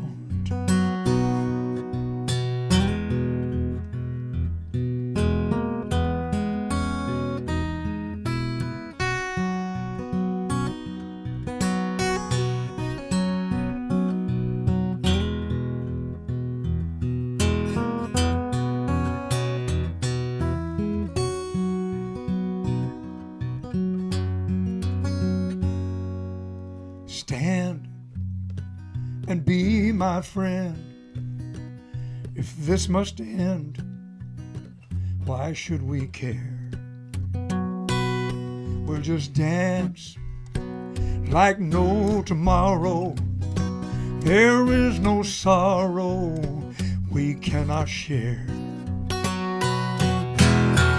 One blue tomorrow we'll never see. This very moment will always be playing on the runway. There will be no way to leave the ground. So let's dance. Yeah.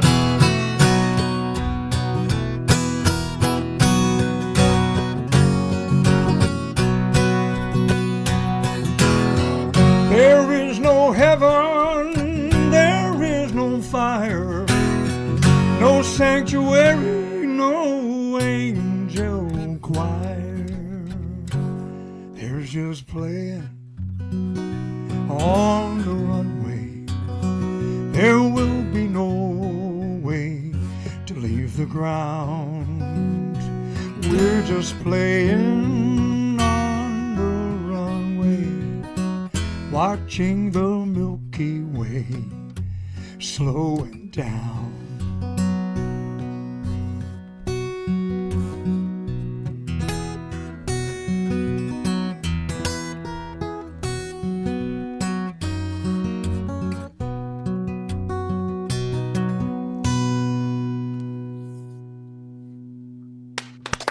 Thank you. Thank you, Rod. Thank you, Greenwich Village Folk Festival. Beautiful. Jack Williams. Oh, wow. That was a great set.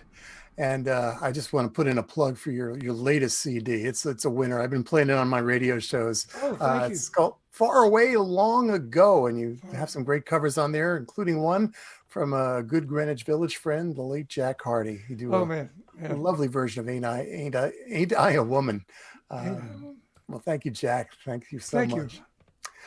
Well, we've got some more great artists coming up tonight, including John McCutcheon and Megon McDonough, Ellis Paul, the Don Juans, and our next artist. But before I introduce her, I do want to remind you all, this is a free concert.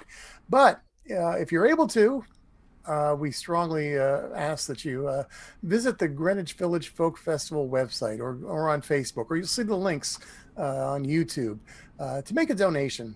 This is a nonprofit organization, and all the money they're raising after a few minor expenses that it costs to put this together is going directly to the artist. And of course, with this pandemic going on and who knows when it'll end, all the help that you can give is certainly appreciated to support this incredible monthly festival. You know, one of the things I love about being part of this, and I really, again, want to thank Ray and Rod and everybody for asking me to be one of the co-MCs. Get to hear so many wonderful new artists and also so many old friends, people that I kind of grew up with or came of age with, starting back in the 1980s when I started doing my radio show. And this next performer is someone who I hold very dear to my heart.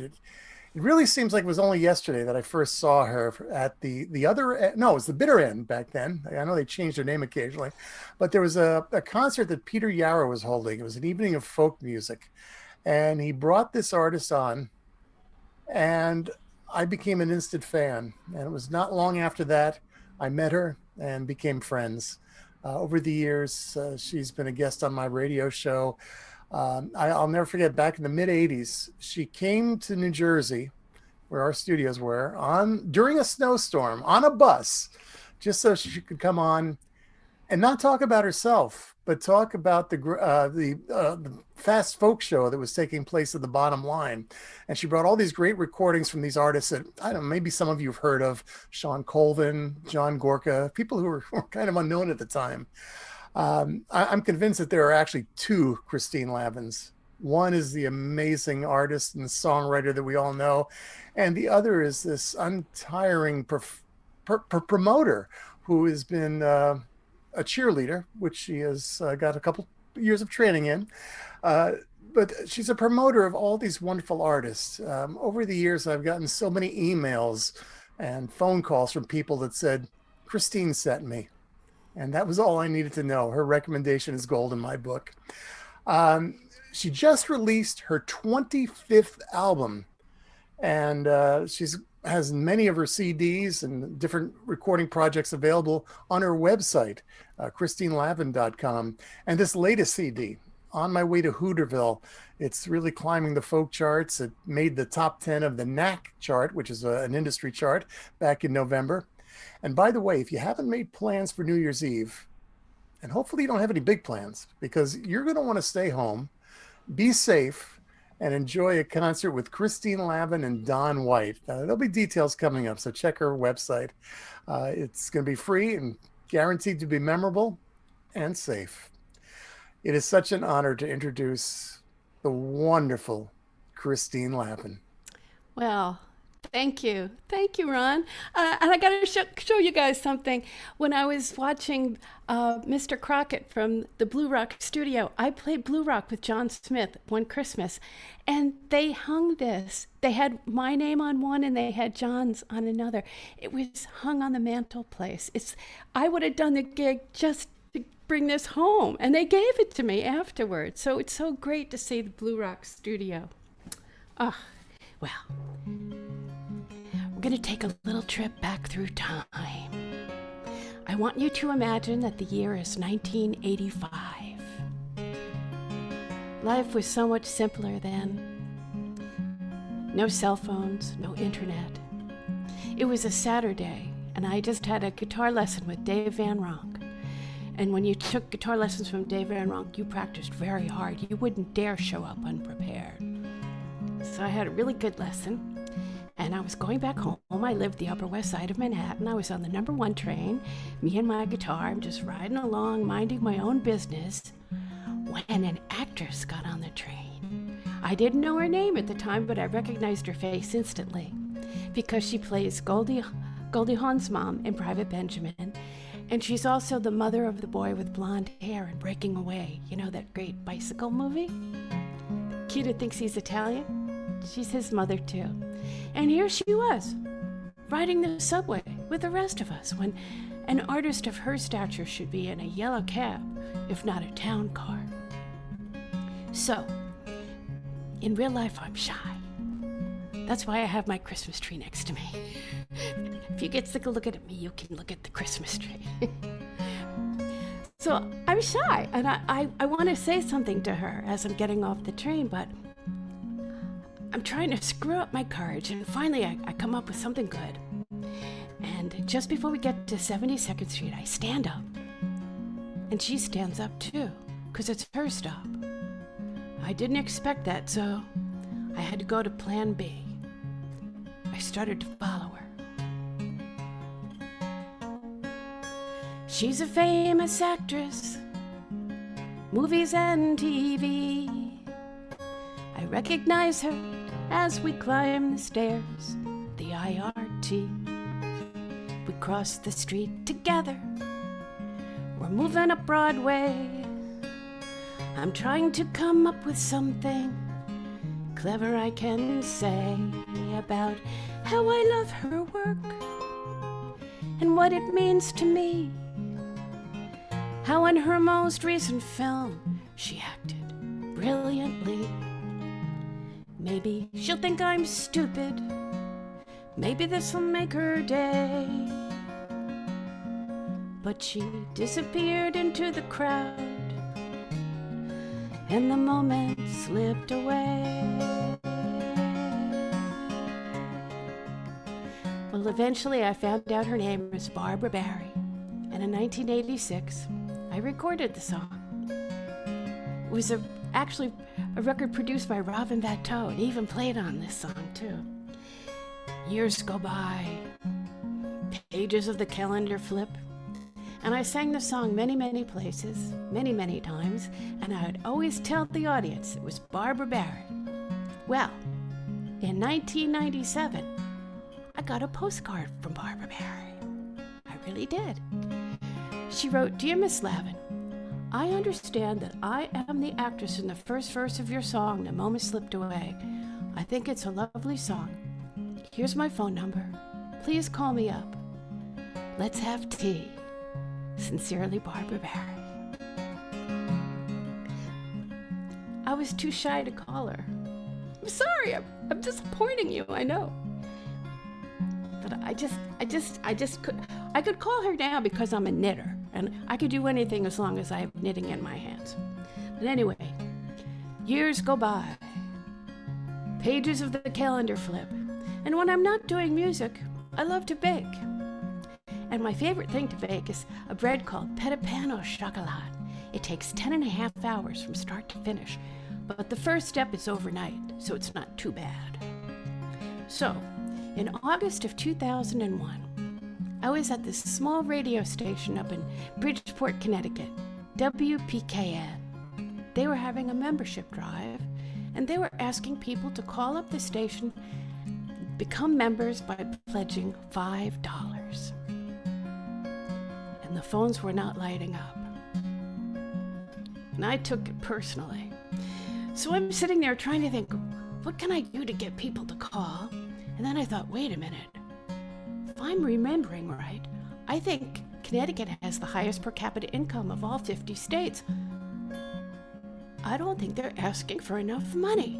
So, without running this by anybody, I just blurted out, if you call up this station now and you pledge $100, I will bake you a loaf of petit pain au chocolat, and I will FedEx it to you the next day. 18 people called the station. The station was thrilled. but I left with this huge baking assignment hanging over my head. 18 loaves of petit pain au chocolat. It takes 10.5 hours to make 4 of them. How am I going to do this? So I looked at my calendar and I decided I had to bake them all at the same time. I would stagger them, get them into the oven, group after group. And the only window of opportunity that I could see in my calendar was September 9th and September 10th, 2001. So on the evening of September 9th, 2001, I started 18 loaves of petit pain au chocolat. And at 8:45 on September 10th, 8:45 in the evening, I was standing in line at Federal Express with 18 little boxes. I was so glad to get this assignment done with, but for any of you who are bakers, if you have a big assignment and it's done, you just want to make a few more, but you want to keep them for yourself. So on the evening of September 10th, 2001, I started 4 more loaves of petit pain au chocolat.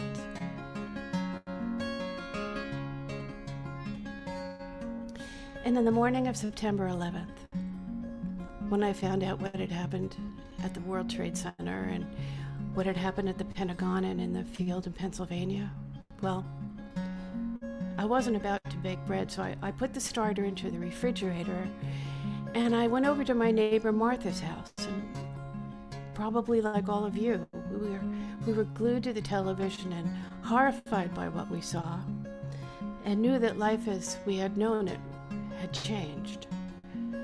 And we wanted to help. So first we tried calling the Red Cross. We tried for 4 hours and couldn't get through, and finally did, but they didn't need any more blood. So I said to Martha and her friends, I said, you know what? I'm going to go home. I'm going to bake some petit pain au chocolat. And they said, why? Why now? I said, well, I started them last night and I don't want to lose the starter, and I'm not doing anybody any good here. So I went home and I started working on those 4 little breads, and I had the television on in the other room and I had the news on. I was listening, and that's when I heard that my local firehouse, ladder number 25, there were 7 firemen missing. So when the breads were finished, I wrapped them up. I put one in my freezer. I brought one over to my neighbor Martha's house, and I brought 2 breads over to the firehouse, ladder number 25 on West 77th Street. And for the next 2.5 months, whenever I had 10.5 hours in a row, I would bake 4 loaves for the firehouse. And I watched the firehouse turn into a shrine with pictures and candles and poetry and flowers. And at that time, if you remember back, we were all doing whatever we could to stay sane. And for me, it was baking for the firehouse. And I don't know how long this would have gone on, but in mid-December, I was walking toward the firehouse. I was sort of running because I had 4 really, really good loaves wrapped really beautifully in little gift bags. And there were 2 firemen standing out in front of the firehouse. And they were talking, and when they saw me coming, they started whispering in a way that I knew something wasn't right. And so when I got up to them, I said, "Hi guys, here's 4 more loaves of petit pain au chocolat." And they said, "Lady, you gotta find yourself a new hobby." I said, "What? Was there something wrong with the last batch?" And they said, No, it's just that we all got physicals yesterday and we've all gained at least 20 pounds. And the doctor has told us we can no longer accept sweets from the neighbors. I said, "Yeah, but they're really warm." And they said, "Sorry, doctor's orders, we can't." So I left, and I thought to myself, I'm going to find a firehouse full of skinny firemen. I'm going to feed them. So I did what I always did after I would drop off the breads. I would go to Fairway and buy more ingredients to bake more petit pain au chocolat. guess who I see at Fairway with a shopping cart? Yes! Barbara Barry! So I started to follow her again. This lasted all of about 30 seconds. Because she turned around and she went like this. What? I said, "So sorry, Miss Barry. I'm the songwriter who wrote The Moment Slipped Away. You sent me a postcard, said we should have tea." She said, that was like 5 years ago. I said, "I know, I'm shy." So she was so sweet after that. And we stood there chatting, and I looked in her cart, and I could tell she was making chicken soup. So I asked her, "You making chicken soup?" And she said, yes. Her husband wasn't feeling well. She was taking care of him. And she looked in my cart, and she saw those 4 breads. And she could tell by the way they were wrapped that they were not bought at Fairway. And she said, "What's that?" I tried to come up with a story, but I couldn't. I said, "I've been begging for letter number 25, and they've only gained 20 pounds. They don't want my breasts anymore." And she leaned in and she said, "I don't have a weight problem. I'll take them off your hands." So for the next year, whenever I was having a bacon jag, I would bake petit pain au chocolat for Barbara Barry and for her husband, Jay. And I've since become friends with Barbara, and she was just on Broadway 2 years ago in Significant Other. She played the grandma. And she's a passionate gun control advocate. She has meetings in her apartment, and she's a wonderful mother and grandmother. And who knew that I would get to know her after all these years? Kind words don't move the earth, but if they can improve your self-worth, why do I let these moments pass me by? Instead, I'm quick to judge and I'm quick to blame. I'm quick to criticize, quick to maim. It's hard to change, but I'll try. So maybe it's your best friend or the next stranger you see. Maybe it's your neighbor. Maybe it's you. Maybe it's me. Who needs to hear encouragement to make it through the day? Who needs to hear whatever kind words I might have to say? It doesn't matter where you're going or where you have been. Right now is the perfect moment for us to begin to appreciate each other in new and different ways. Please don't let another golden moment slip away. Appreciate each other more and more each day. Oh, now, please don't let another golden moment slip away.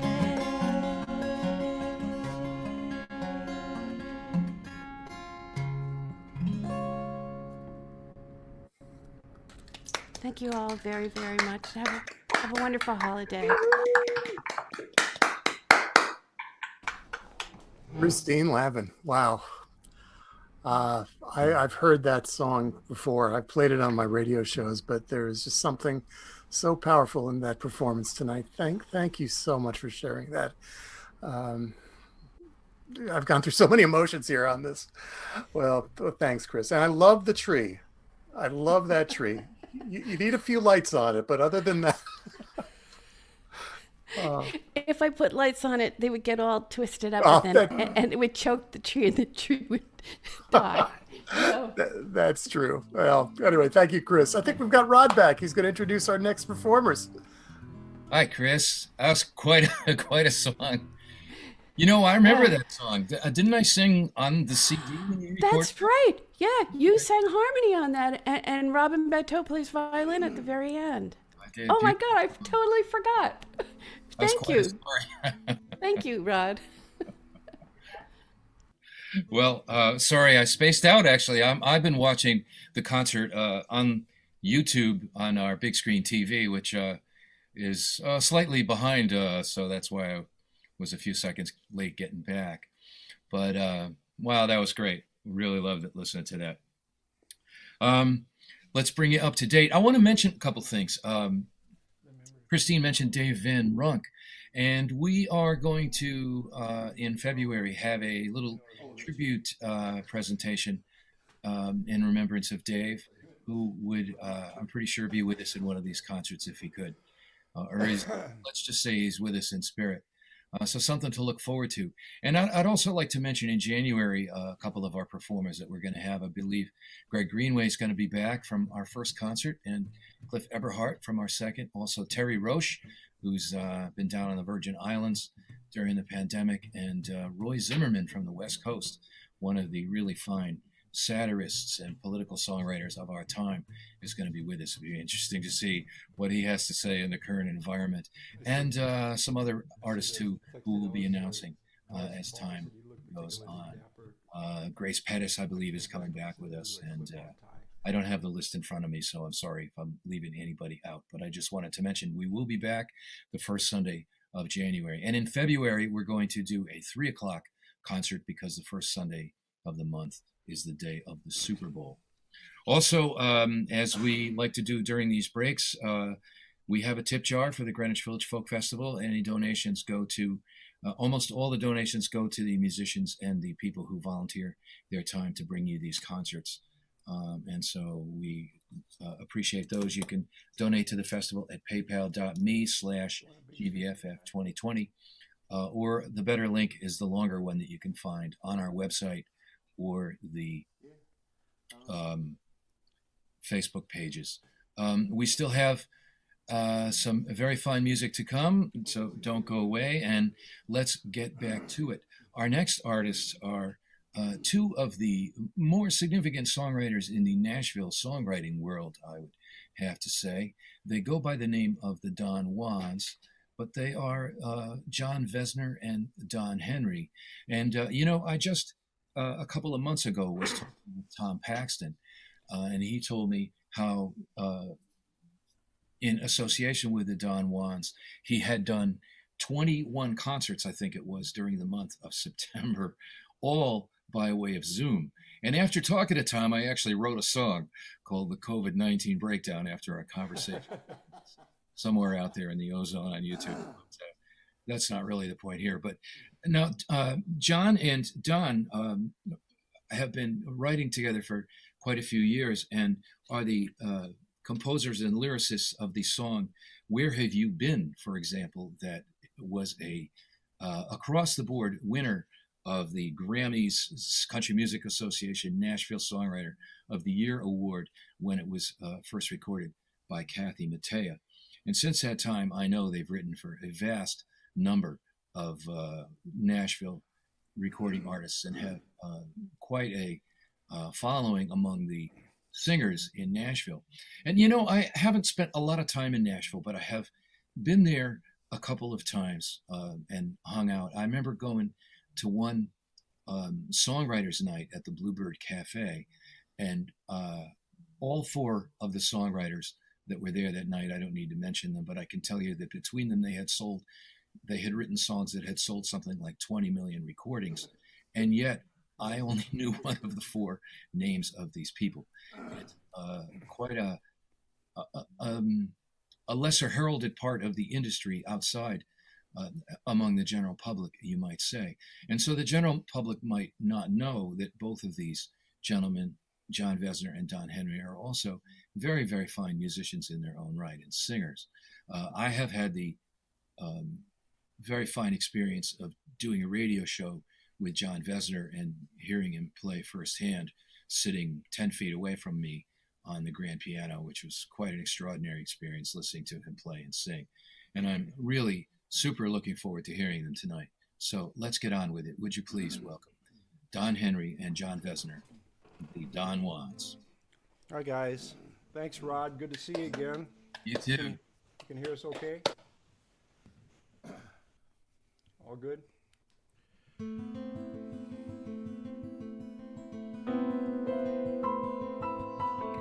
Snow, snow, snow, outside the window, bringing the evening into sight. Snow, snow, snow, shadows of indigo, stardust of long ago tonight. Oh, down the road we glide, drifts on either side, still the snow is falling, falling. Oh, come and ride with me, let this memory be a dream we keep recalling, calling. Oh,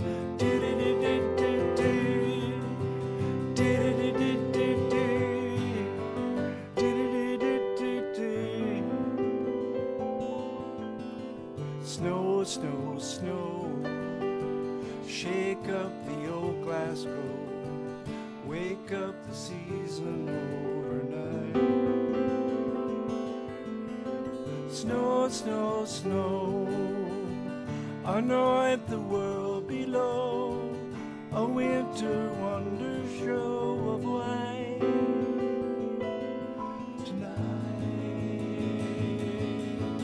Oh, down the road we glide, drifts on either side, still the snow is falling, falling. Oh, come and ride with me, let this memory be a dream we keep recalling, calling. Say whatever's on your mind, don't let it flood behind, don't let a peak of time go by. Oh no, don't let it store just snow, go out and feel the cold, how will you ever know?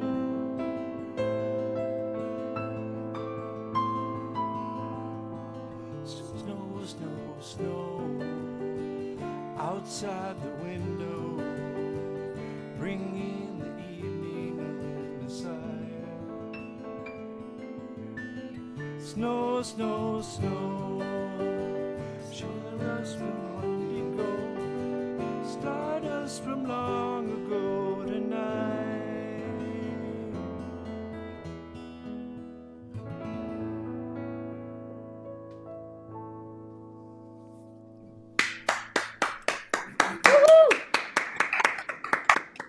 That's a song that Don and I wrote. We actually have an animated video of that. We look better in the animation than we do in person, actually. Check our video on YouTube. So here's another song we wrote. Unfortunately, we can't go. Most of us can't go home for Christmas this year. So this is a song we wrote a few years ago. Give you a feeling of what it's like to go back home for Yeah, Christmas. just to kind of make you feel bad and remember what you might be Good at the missing. same time. Ready? Yeah.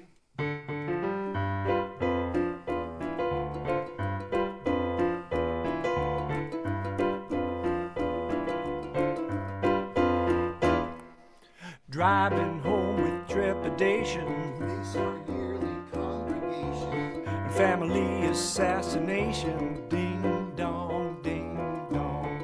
Ever since I was a child, Holiday has been defiled. by all those alcoholic smiles.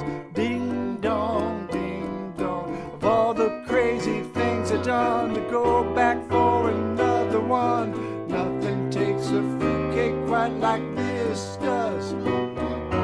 Another Wary, Bloody Mary, Tom and Jerry, Harry Carey, very scary, not so Merry Christmas. Very far.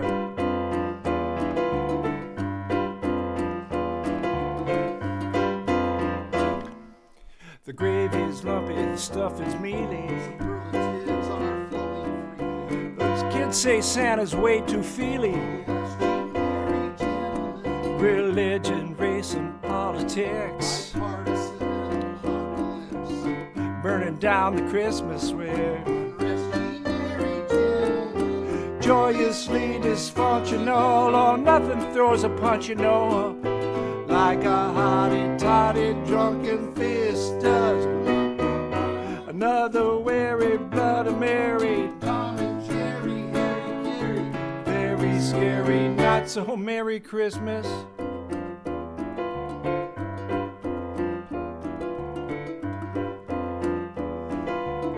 Now listen up.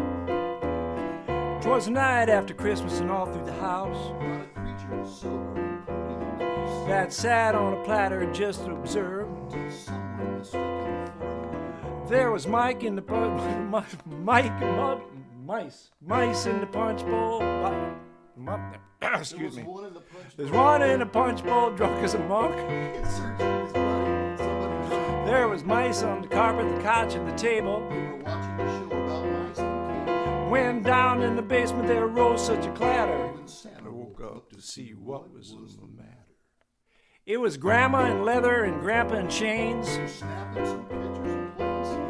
Then Mighty and Speedy and Minnie and Mickey. And the rest of the pieces swarmed up the chimney. Then high on the rooftop there reached out a cheer. Merry Christmas to all. We'll see you next year. Of all the crazy things are done, to go back for another one. Nothing takes a fruitcake quite like this does. Another weary Bloody Mary. Very scary, joyously dysfunctional, or nothing throws a punch, you know, like a hotty-toddy drunken fist does. Another weary Bloody Mary, very scary, not so Merry Christmas. Christmas.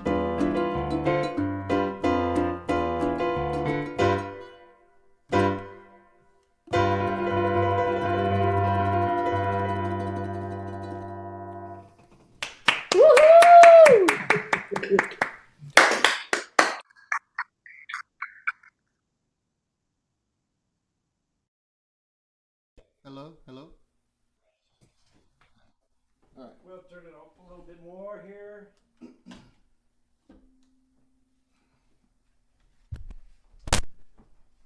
Probably better that way. Yeah. If there's a song that you need to screw up in, that's probably the one. Well, thanks for having us. We're going to do one more quick one, and this is a song that we had a lot of good luck. This is a true story about my grandparents. Don and I wrote many, many years ago in the 80s, as Don likes to clarify, the 1980s. So.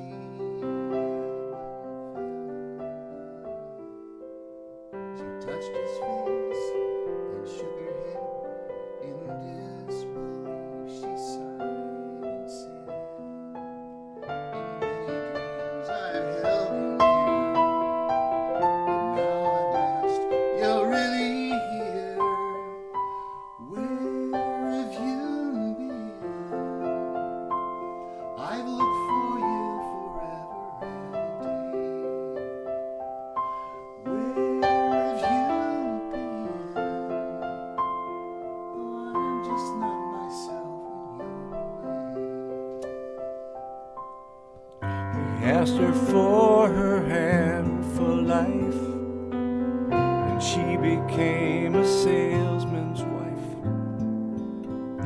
He was home each night by 8, but one stormy evening he was late. Her frightened tears fell to the floor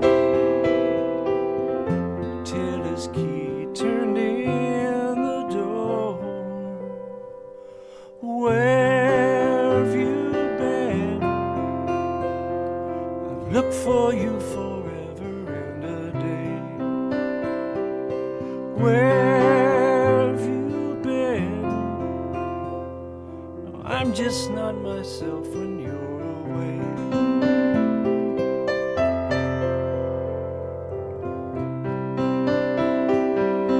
They never spent a night apart. For 60 years she heard him snore.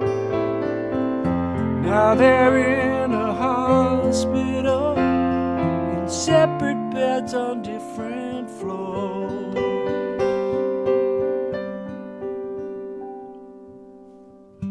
Claire soon lost her memory and forgot the names of family. She never spoke a word again. Then one day they wheeled him in. He held her hand and stroked her head. and in a fragile voice she said, Where have you been?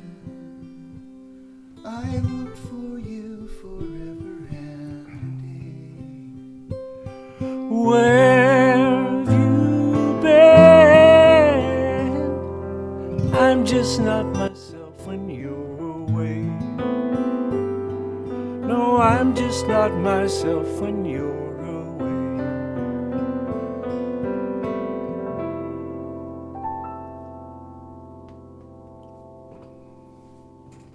Thank you guys. Thank you all. Good to see you all. It's been fun.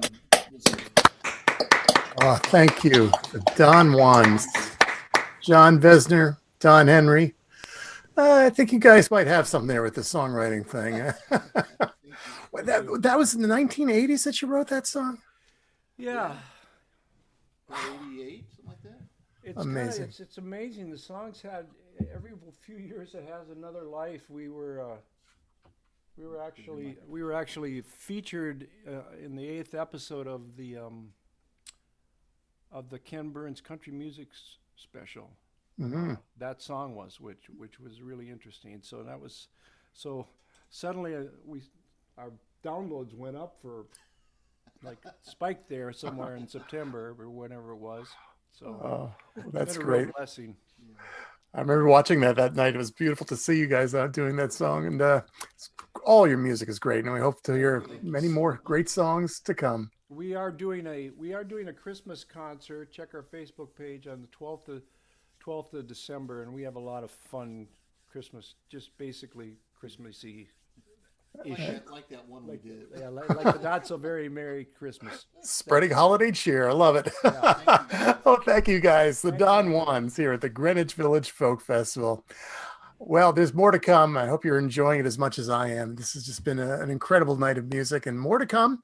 Our next artist is a gentleman who, to me, he typifies what the last 20, 30 years of folk music has been. He was born in Maine, near the Canadian border.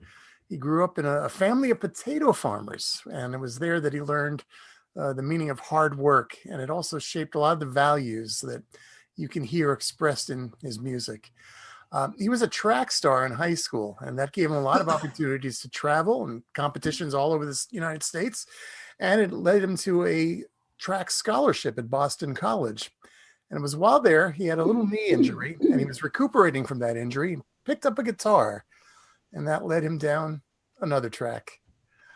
He graduated, began working as a teacher and social worker during the day, and at night he was exploring the Boston folk scene that was just blossoming then. Artists like Sean Colvin, John Gorka, Katie Curtis, and of course Bill Morrissey. And it was Bill that became a mentor to Ellis. He would allow Ellis to pick his brain about songwriting and performing. And I guess the rest of the story you all know. He's gone on to become one of the most influential and popular performers in the contemporary folk community. He's graced stages of venues and festivals all across the country, including places like Carnegie Hall, the Newport Folk Festival.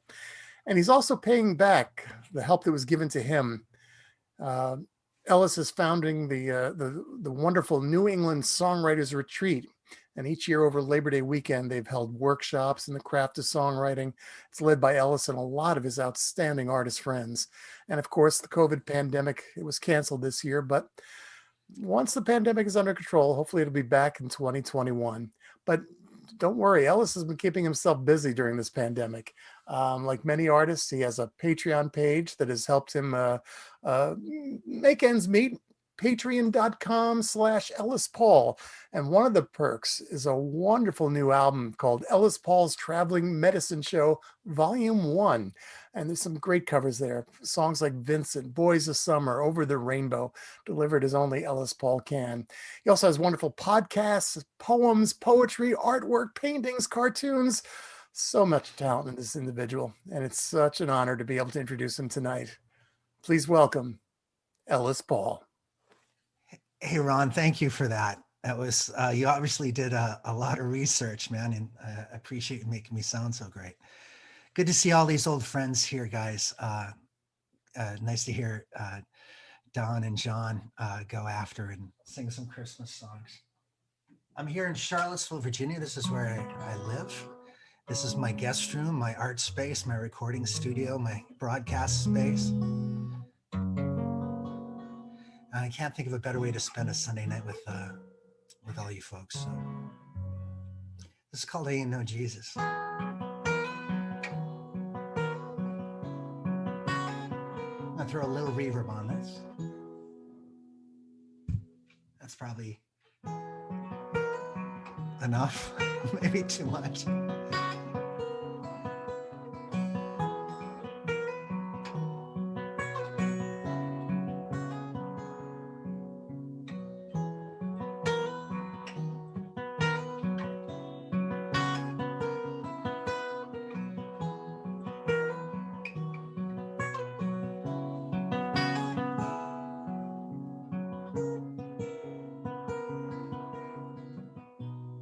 Ain't no Jesus, never saved a soul, never walked on water, except ice and snow. There's a rumor in the choir, I'm just lucky as God I know. But ain't no Jesus, never saved a soul.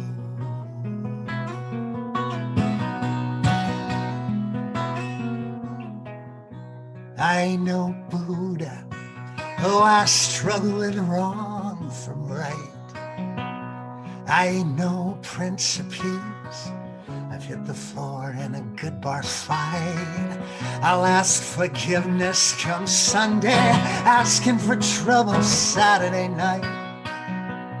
But I ain't no Buddha, I struggle with the wrong from right. No, I can't walk on water, can't part the sea. The only miracle I've seen is you walking down the aisle with me. No, I can't talk to God, I ain't divine. The only miracle I've seen is I can call you mine.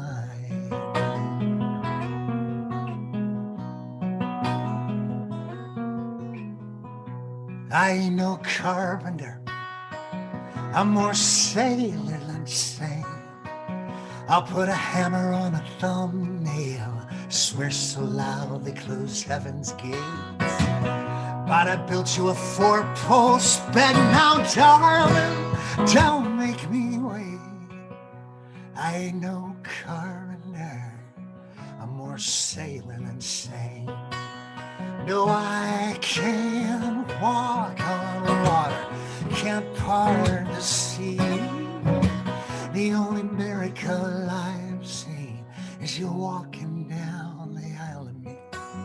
No, I can't talk to God, I ain't divine. The only miracle I've seen is I can call you mine.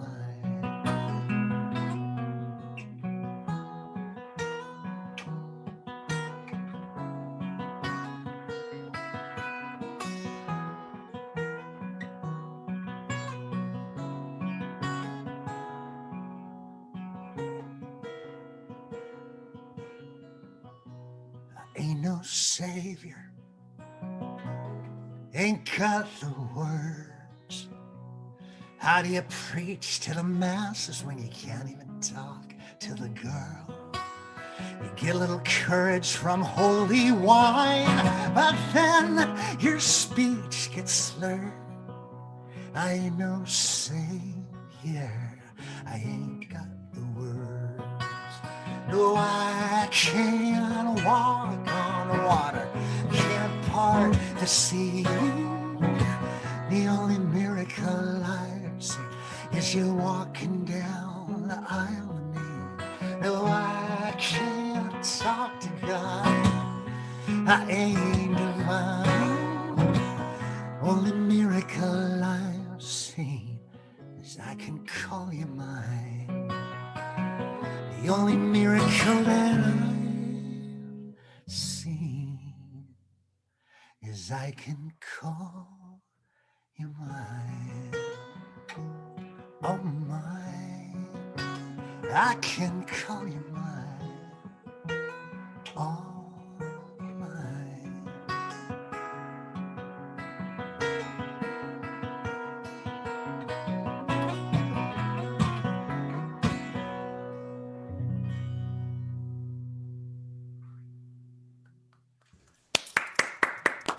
Thank you.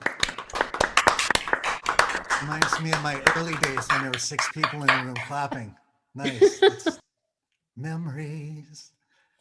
Well, I'm happy to see old friends Billy Crockett here, Rod MacDonald, Ron. I'm so proud of you for all the work you're doing in folk music, man, and congratulations on the new station that you are doing out there.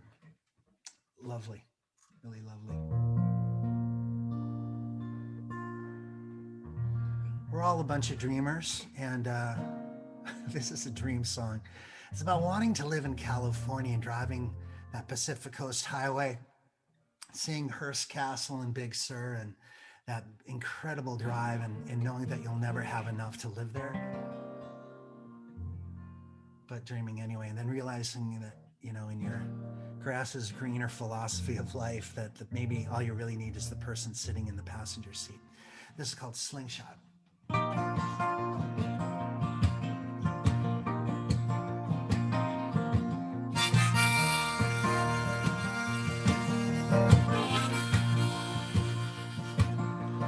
Fog is up and the moon is rising, laying a blanket of white on the ocean for you. Are you living in the moment now? 2-lane highway in California, beautiful woman beside you, scolding you. Are you living in the moment now? The world could use a hero, 'cause the lunatics are running the shop.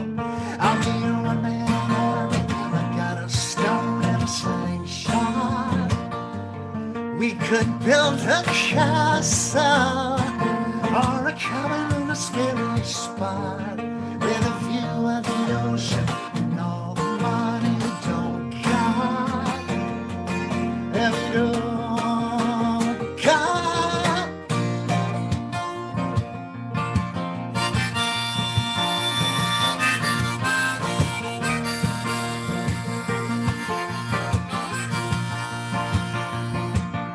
Now where do you go when your faith gets weary? To money, to God, or to chaos theory? I'm asking you, are you living in the moment now? The world could use a hero, 'cause the lunatics are running the shop. I'll be your one-man army, I've got a stone and a slingshot.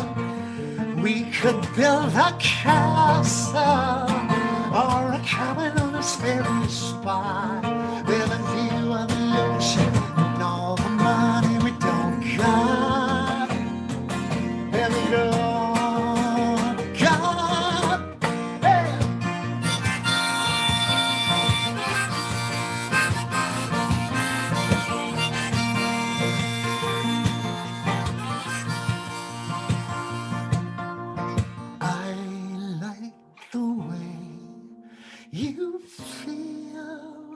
beside me.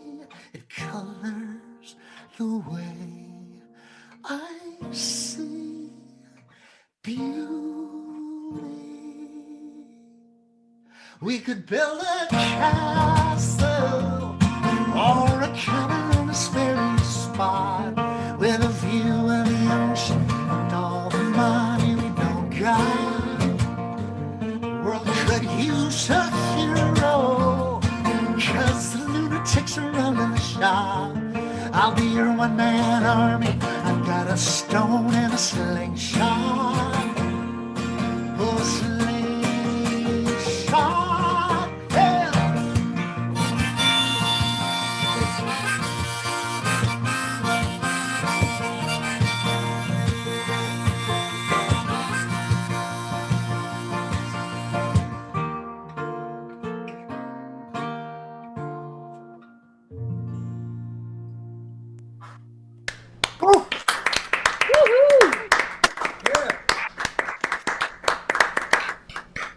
So much, guys. I'm going to do one more song. I think I still have time. Is that true, Ron? Just give me the thumbs up if there's time. Yep, you're good. All right, good. I got a song. It's the only song I've written in the during the pandemic. I've learned a million songs for the shows I've been doing, and including the Traveling Medicine album here. That's what it looks like, but it's got a lot of cover songs, and the songs I never played. You know, when I started playing music, I was writing, and I never got any of that bar time that so many musicians get, where they learn all of the Beatles catalog and whatnot. So I've spent the pandemic learning songs and playing them on my show, recording them, and getting some of that DNA of those songs in my material. But this is one song that I did write, and it's also about California. It's just called California, and anybody that's in California will understand.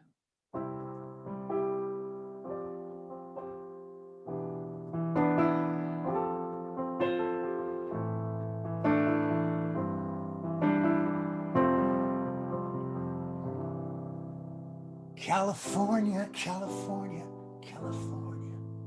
You get the best of everything, the best of everything. Marilyn Monroe and the Hollywood side, the Pacific Ocean, the finest wine, the Golden Gate and the sweet sunshine. You make it hard to be from Arkansas. California, California, California. You get the best of everything, the best of everything.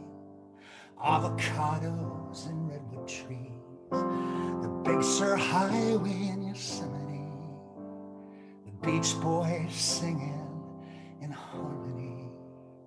You make it hard to be from Idaho. Now I've got nothing against New Mexico, New York, Georgia, or Ohio. There's just a place I long to go. I think you know it ain't Idaho.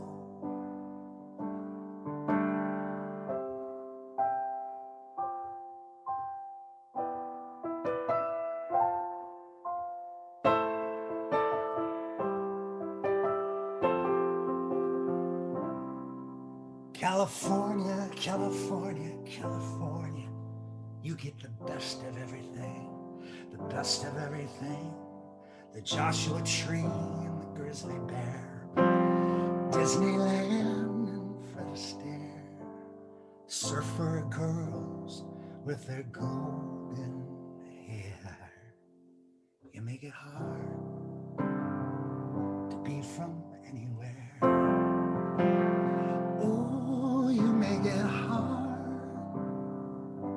to be from anywhere.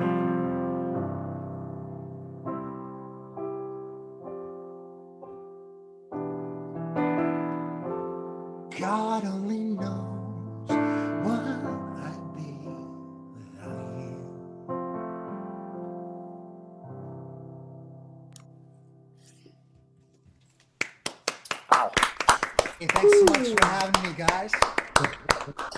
Amazing.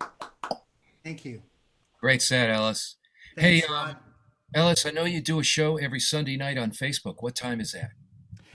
That is at 7:30, and I'm on Facebook all the time. I do a show on Friday night, Wednesday night, Sunday night. Just keep your damn phone on. I'll pop in.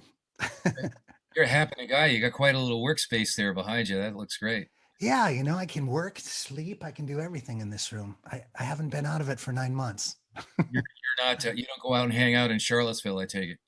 You know, I don't. I'm playing this very close to the bone. I can't afford to get sick. You know, I have kids, and Yeah. I have to make a living and keep on doing this thing. So yeah, I'm playing it pretty close to home. Hmm. You know, I spent 4 years in Charlottesville. Did you really? Yeah. What years were those? Red. A long time ago? I cut my teeth at a coffee house in town called the Prism that I believe some of the people that ran it all those years are still there doing shows. Yeah. Yeah, it's still there. The pixie dust from that place still exists in this town, and some of the folks that were involved with it are still here. So that's a special place. That place has lots of history, great history. It's grown amazingly since my time there. It was a very quiet little sleepy town when I was there. It's a pretty happening spot now. Everyone's trying to move here, which is interesting.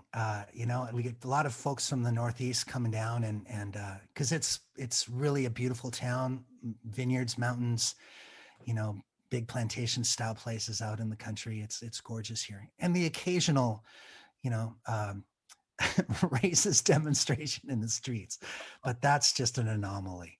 It also has some pretty good local radio. You know, when I've driven around there, you hear good music on the radio, which is not only find everywhere. Yeah, a couple stations play our kind of music, which is great, and you know, a lot of great players in town too. A lot of great songwriters and a lot of great Americana and bluegrass players here. So it's a good scene. I've been down here. It's been about 17 years now. So it's one of the who knew? I still consider myself be from Maine, but I love it down here. Your kids must be getting grown up. 16 and 13, man, and I'm looking at college coming up, and I just want to, yeah, it's amazing how quickly it goes. Well, thanks so much for having me, Rod, and I appreciate all you guys, and good to see old friends here too. Good to see you too, and wonderful to hear you. Great set. Thanks for being with us. Cheers. Oh, well, we're going to have to move on. Let me mention, as always, part of our job here is Emcees. We have a tip jar. It's at paypal.me/donate. No, paypal.me/GVFF2020.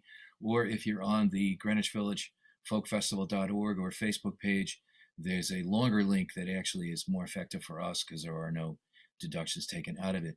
The Greenwich Village Folk Festival is a nonprofit. We do not have to pay taxes on your donations. We do, however, take great pride in sharing what donations we get with the artists that you see tonight. And we strongly encourage you to support them wherever you can, your favorite artists, wherever they're playing, keep the music alive. Very important to us all. Our next artist is somebody who has been with us for quite a few years and yet is younger than me.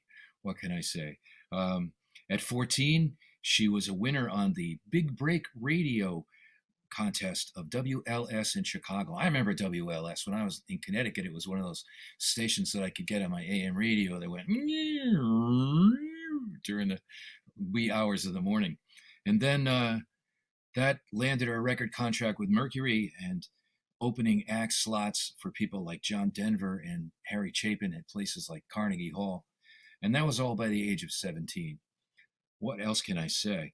Since that time, she's made 20 plus solo albums, and most recent, and in the intervening years, has starred in the productions of Always Patsy Cline, winning several awards for her role in those as a singer and actress.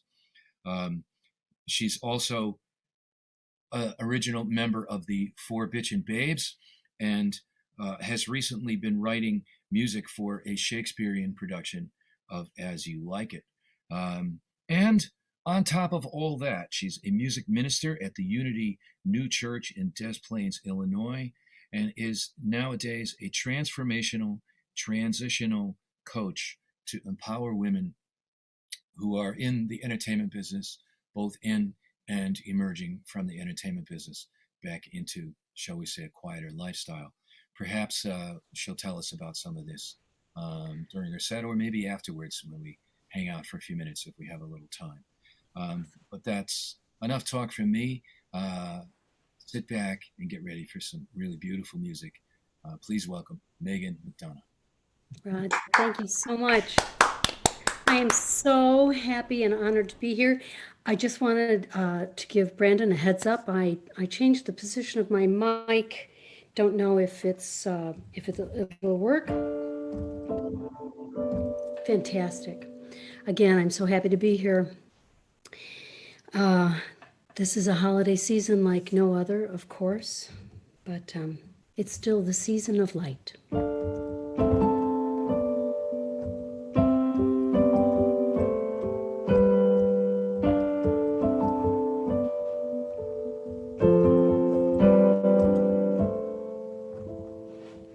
Season of light, season of birth, season of bright peace on earth, season of heart, season of soul, season of stars, warm as gold, wishes made are coming true, the light of love is in us too.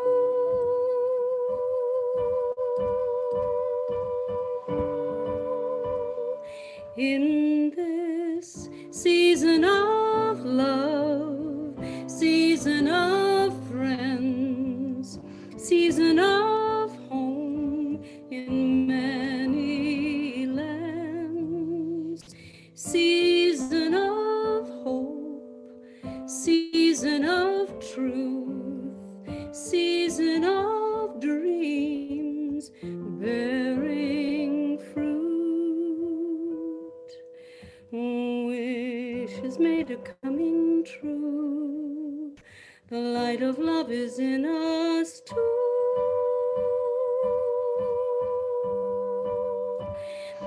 Shining through,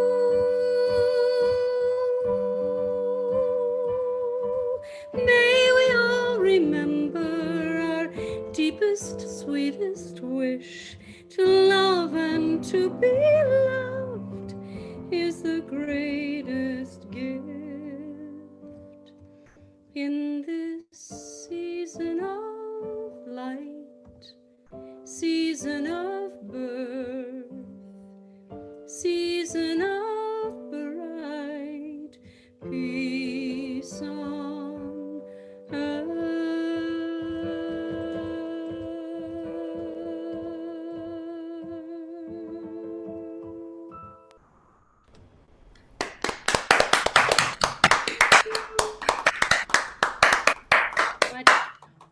Thank you. It's wonderful to be in so many places all at one time. I'm currently in Minnesota, where it's so, it's so nice. It's pretty cold, but it's a nice cold, And I was thinking while listening to all these great songwriters. When I was 17, I ran away from home with my mother's permission to California. And I think what a different story it would have been if I had gone east from Crystal Lake, Illinois, which is where I grew up. Not the end of the world, but you can see it from there. But in the 80s, I moved to New York. And just before I moved to New York, I had met a wonderful singer-songwriter by the name of Christine Lavin. And that made all the difference in my life and in my career. And I would hang out and sing at the Speakeasy and hear all those wonderful singer-songwriters, and I was blessed to be in that circle. This is, of course, a song that I loved and recorded, written by one of our hosts. And pardon me. I do have it memorized.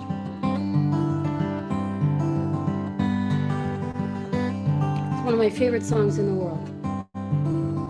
Seems like there ought to be a way we could look each other in the eye to see we're all in this together, to put all thoughts of victory aside. Seems like there ought to be a way to turn this fear into trust. No matter what you say, there has to be a way. Every living thing is counting on us.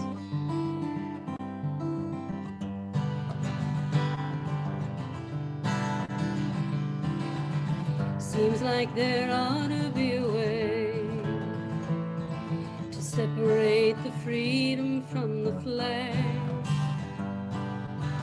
to see what's real in the illusion. Sometimes the beauty walks around in red. Seems like there ought to be agreement. We would rather live in peace than fight. No matter what you say, there has to be a way. Every living thing is on our side.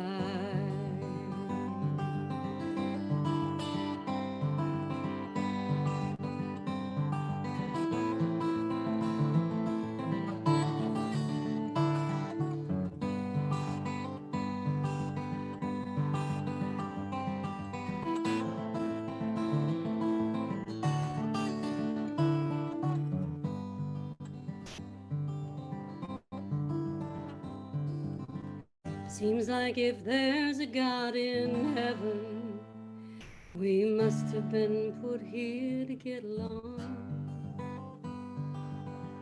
to see that life is for the living, to leave alive the living when we're done.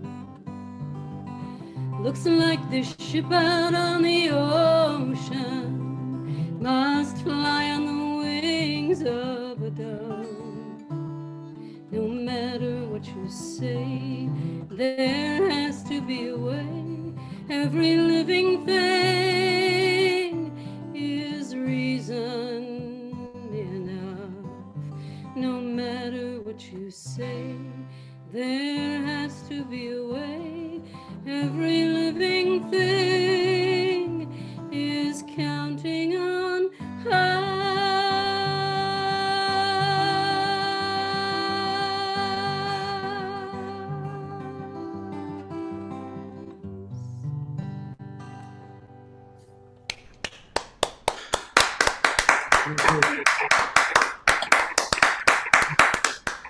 That is, of course, Every Living Thing by Rod MacDonald. That's a great song, Rod. Thank you so much. I'm going to move it along here, guys. I'm sure you've all seen all the ads on Facebook and Instagram and, saying, hey, take my class, take my workshop, you got to take this seminar and get it together. And boy, am I not doing that. The pandemic hit and I thought, yep, I'm probably going to hit the reset button. And I haven't written a book, or I've written a couple songs, not many, but this has been a really great time to kind of step back and reevaluate and know what's important. But still, that doesn't prevent the voice in my head. That sounds a lot like my voice, but it's not my voice.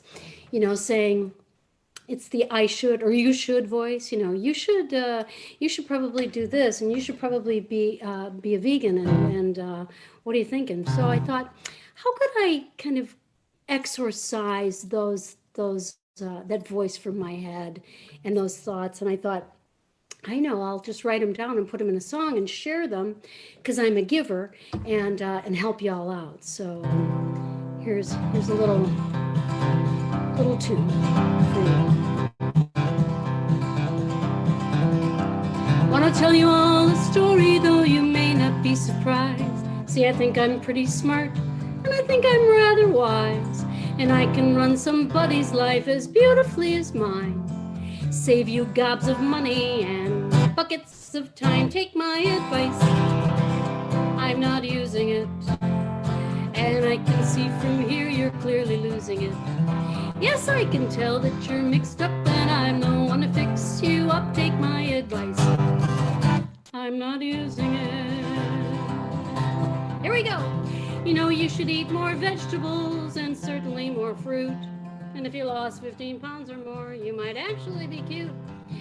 You should do Pilates, yoga, and cardio. Get an extra job or 3 and make a lot more dough. Take my advice, I'm not using it, and I can see from here you're clearly losing it.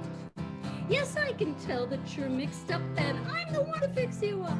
Take my advice, I'm not using it. You know, you should open all your mail and pay your bills on time. Get up extra early for a mountain bike and climb.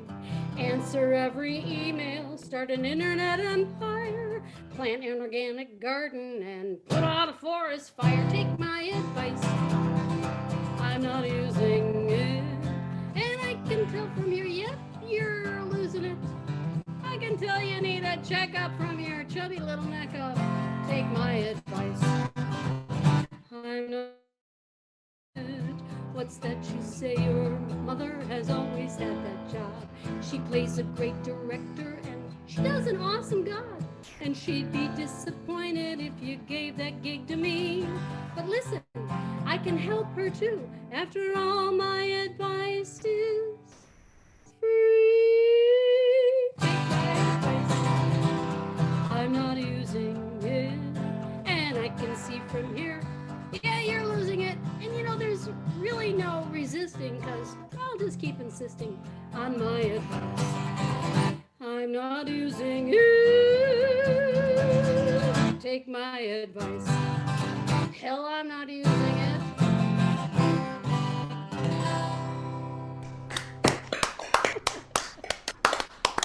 Thank you so much. Thank you, Ron. Thank you, Ray. Thank you, all my comrades in arms. Thank you, Rod. I'd like to just do a little bit of a song by the incredible Bob Dylan to say that this is what I wish, and I know that this wish will come true sooner than later, let's hope. I wish in vain that we could just sit simply in that room once again. 10,000 at the drop of a hat. I'd give it all gladly if our lives could be like that.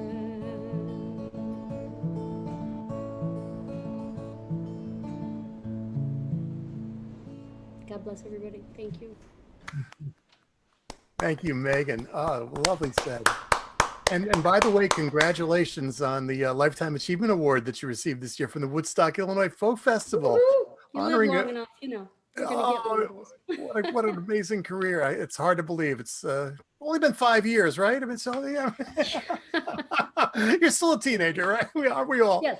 Oh, but congratulations. You've given us so much great music over the years, and we're looking forward to so much more in the future. Thank you. Thank you. Well, this is we have one more performer, and this has been just another amazing evening. You know, the Greenwich Village Folk Festival is held the first Sunday of the month, and I just realized this is the last month when we did the show, we didn't know who our next president was going to be. In fact, we have a president who still won't accept the truth. And I understand his staff is really nervous about telling him about Santa Claus, but that's a whole nother story. But anyway, these concerts in this monthly series started earlier this spring. And it's part of the history of the Greenwich Village Folk Festival. It started in the 1980s. It was a live event back then, ran to the early 90s.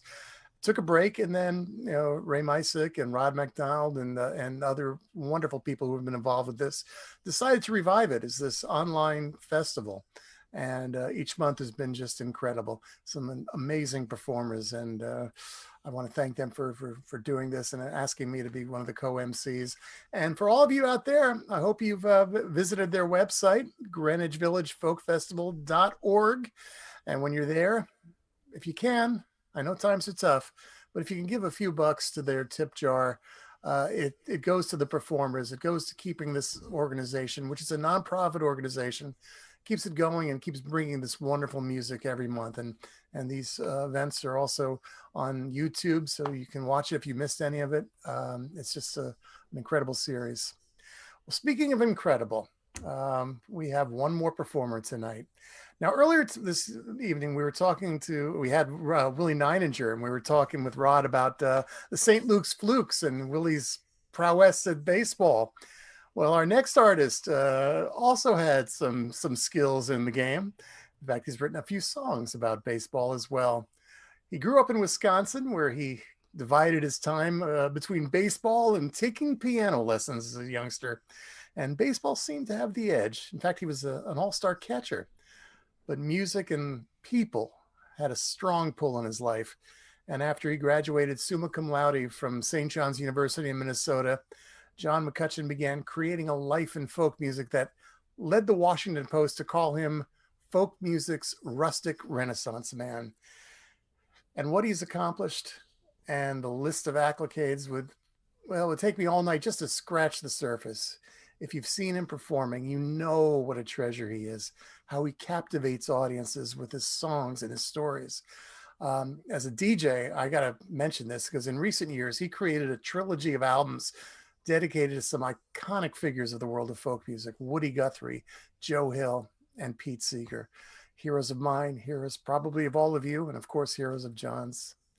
Now, John was returning from a tour when the pandemic hit back in March, so he did the responsible thing. He quarantined himself in a cabin away from his family and friends, but he used the time wisely. He wrote and recorded one of my favorite albums of this year. It's called Cabin Fever, Songs from the Quarantine, and it's a digital-only release from his website, folkmusic.com. I don't know how he got that website too. What a coup that is. But this is his 41st album. And he has a new one planned for next year. Hopefully in January we might see it. Tentatively, he's calling it Bucket List, but things could change. Hopefully we'll get to hear it soon. And hopefully, in addition to tonight, you can catch some of his online concerts. He has a few scheduled next month, so check his website or Facebook page for more details. Without further ado, please welcome John McCutcheon. Hey guys. It is a treat to be the caboose on this amazing train of old friends and incredible songwriters. And I had completely planned to do different songs, but I listened to everybody, and so I decided that I would do songs, being as I was raised in Wisconsin and, like Ellis, lived the largest part of my life in Charlottesville, Virginia, but I was one of those people that moved out when everybody else was moving in, and I now live in the newly blue state of Georgia. And so I thought I would do all songs based around New York City. And the first I got from reading the travel section of the New York Times one Sunday, and this is a new song. This has been a really productive time for me since Cabin Fever. I've got over 50 new songs, and of course I'm living at a time when none of us know what to do with new songs when we get them anymore. So this was in the Times a few years ago, but I cut it out and found it in my folder. That folder you songwriters all have. And it was about a town in southwestern France called, and before I even try to pronounce it, I will apologize to anyone who speaks French, because I have learned that no matter what I attempt to say in French, I will mispronounce it horribly, but c'est la vie. The name of the place is La Chambon-sur-Lignon, and it has an amazing history, and I thought it deserved a song. Without thinking, I stood up and said, I'll take them, like so many of my neighbors had before. Had no money, had no plan, but I had room and I had land, and I just could not do nothing anymore. And in La Chambon-sur-Lignon, it's what we do, and for 400 years it's been the same. From the violence and fear, we Huguenots came here, seeking refuge on this isolated plain.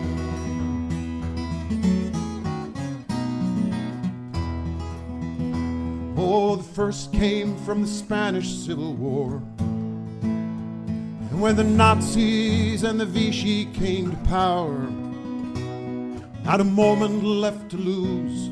We took in France's Jews, hid them in our nation's darkest hour.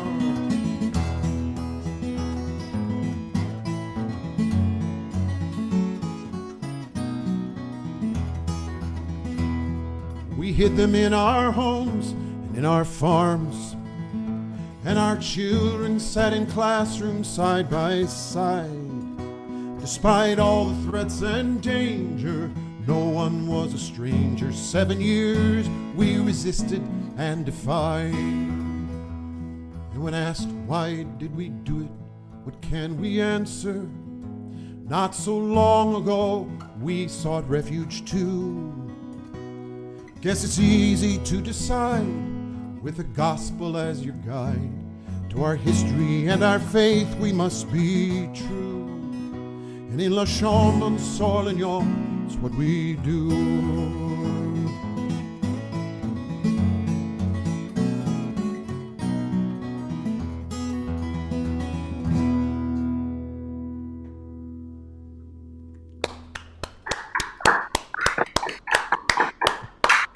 I'm going to step over here to the thing that I was such a terrible student at back in my Little League days.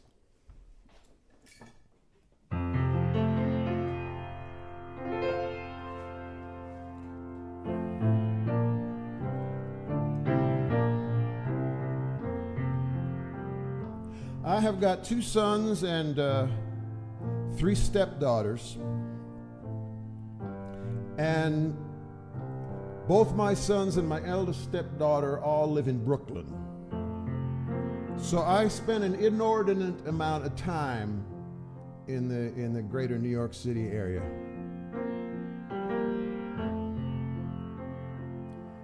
And one of the things I love, and I guess I could only love it because I am an outsider, is I love all the music that I hear in the subways. And on one,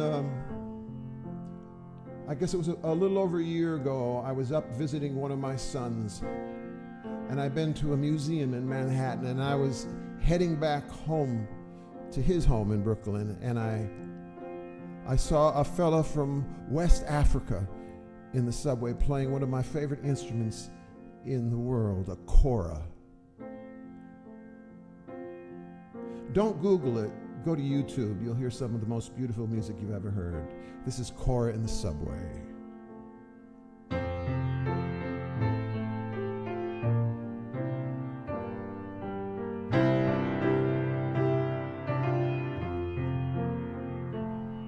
It was Friday on the L train, got on in Union Square, heading back to Brooklyn, and a son who's waiting there. Weary, hot, and crowded, near dead upon my feet, I rushed out of the car at last and headed for the street. I heard him for I saw him, a waterfall of notes. I stood transfixed and purified, my heart up in my throat. Forgotten was my destination, all that went before. Amidst the rush on every side, I sat down on the floor. He raised a weary eyebrow, but he never said a word.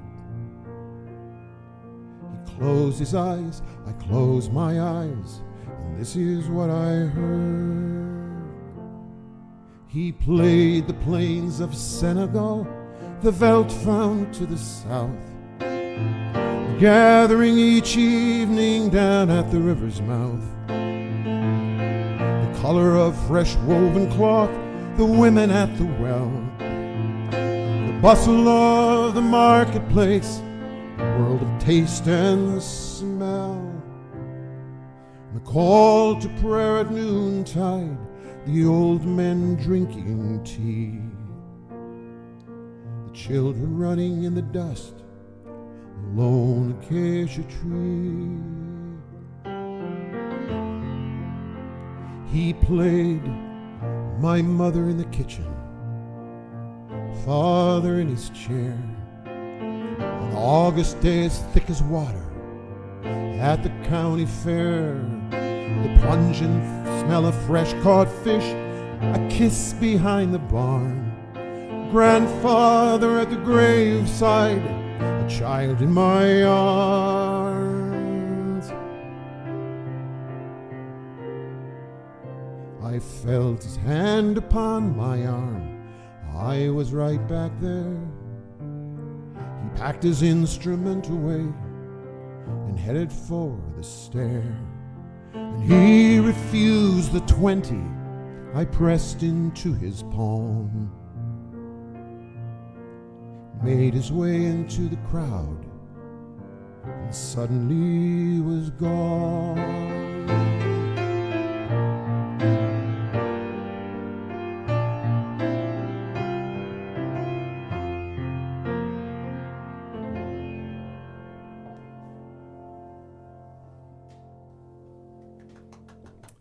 Pour on the subway.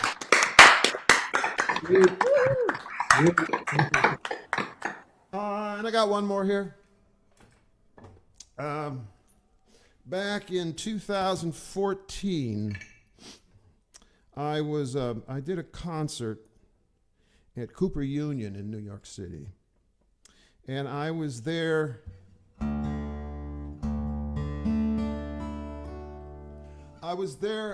Because it was celebrating the 100th anniversary of a really remarkable event. And it was sponsored by a veterans organization, an organization called the Veterans for Peace. And I have worked with veterans organizations across this country, and in fact in other countries as well, which is a rare opportunity for someone who is not themselves a veteran.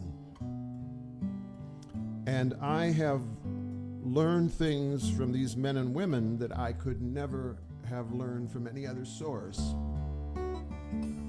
Not the least of which is that despite the steady diet of B-movies and comic books that I grew up with, that we all grew up with,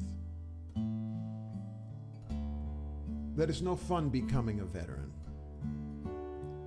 And that I have heard from veterans all across this country that if we truly wanted to honor the sacrifice that veterans and their families have made, far more than holidays and monuments and parades, we would work, all of us, every day of our lives to try to assure that there never had to be another generation of veterans to follow after them.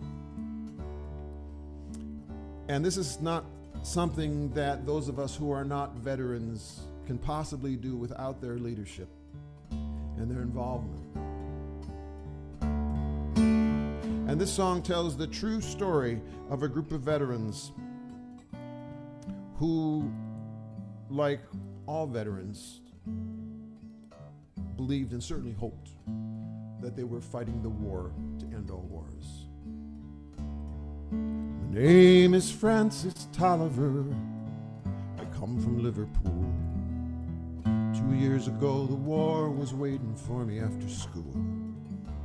To Belgium and to Flanders, to Germany to here, I fought for king and country I loved dear.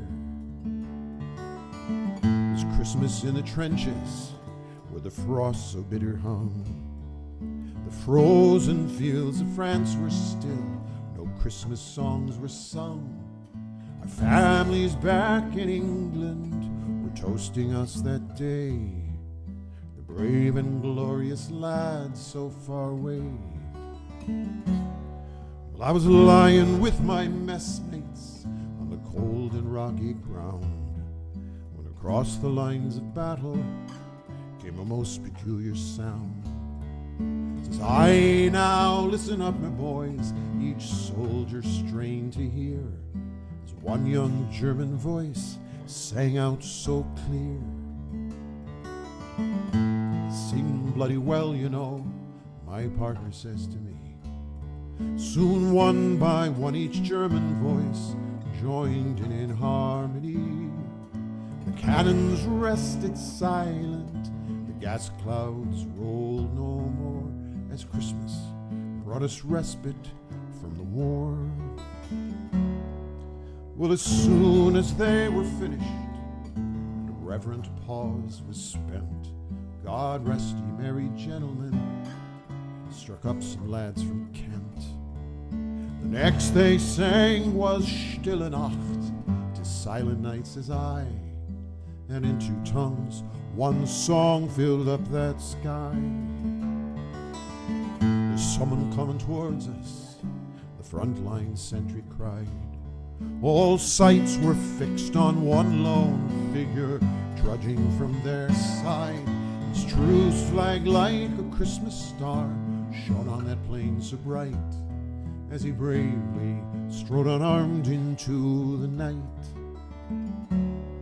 Soon one by one on either side walked into no man's land. With neither gun nor bayonet we met there hand to hand. We shared some secret brandy and we'd lift each other well, and in a flare-lit soccer game we gave 'em hell. We traded chocolates, cigarettes, and photographs from home. These sons and fathers far away from families of their own. Young Sanders played his squeeze box, they had a violin, this curious and unlikely band of men.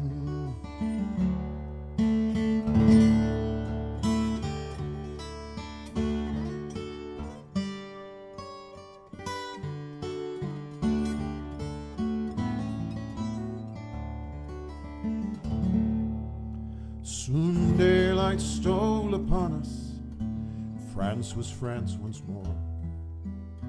With sad farewells we each began to settle back to war. But the question haunted every heart that beat that wondrous night: whose family have I fixed within my sight? It was Christmas in the trenches where the frost so bitter hung. The frozen fields of France were warmed as songs of peace were sung. For the walls they'd kept between us to exact the work of war had been crumbled and were gone forevermore.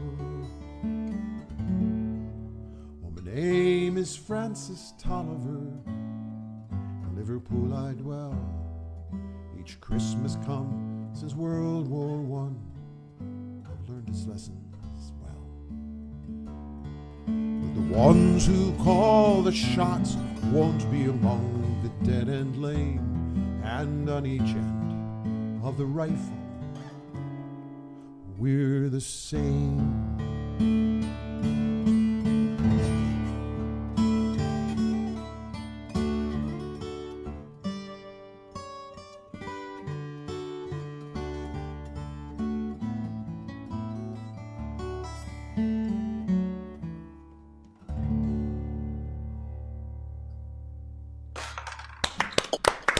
Bravo.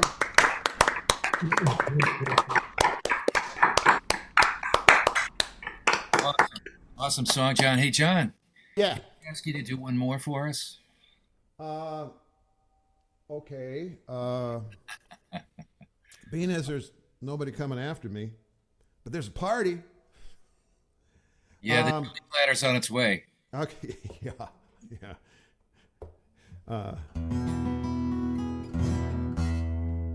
That was great, Well, John.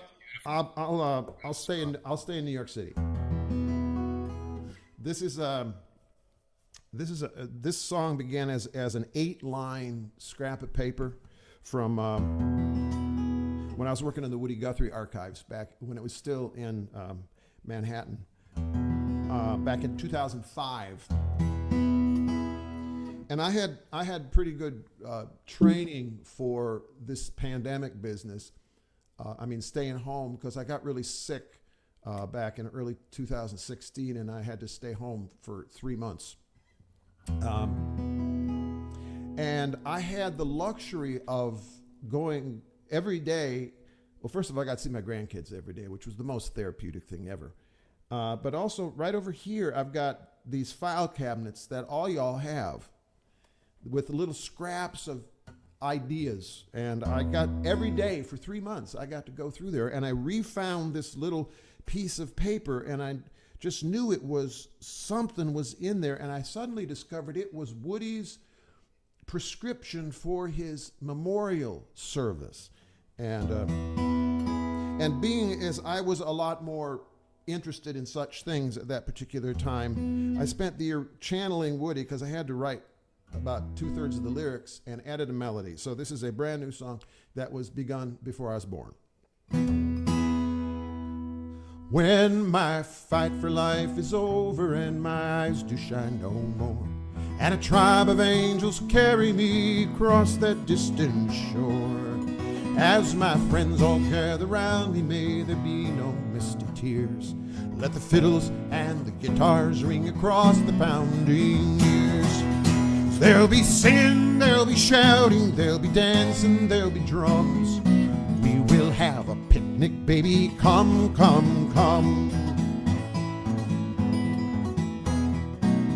Oh, take my body to the furnace, give my heart back to the flames. Let my blood to flow where lovers meet and whisper freedom's name. Give my breath to those who speak of life in holy laughing tones. Feed my spirit to the waters, and the earth can eat my bones.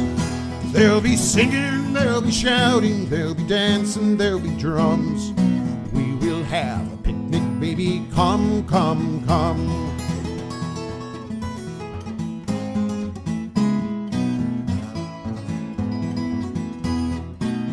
Oh, when my fight for life is over, my tongue is finally still, may the breezes bear my ashes as they did for old Joe Hill.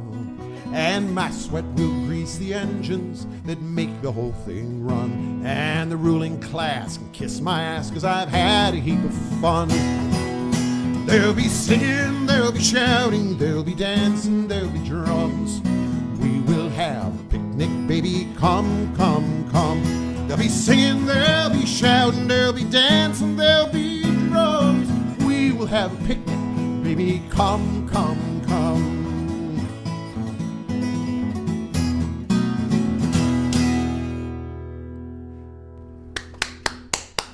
Thanks to all my dear friends who are these great writers.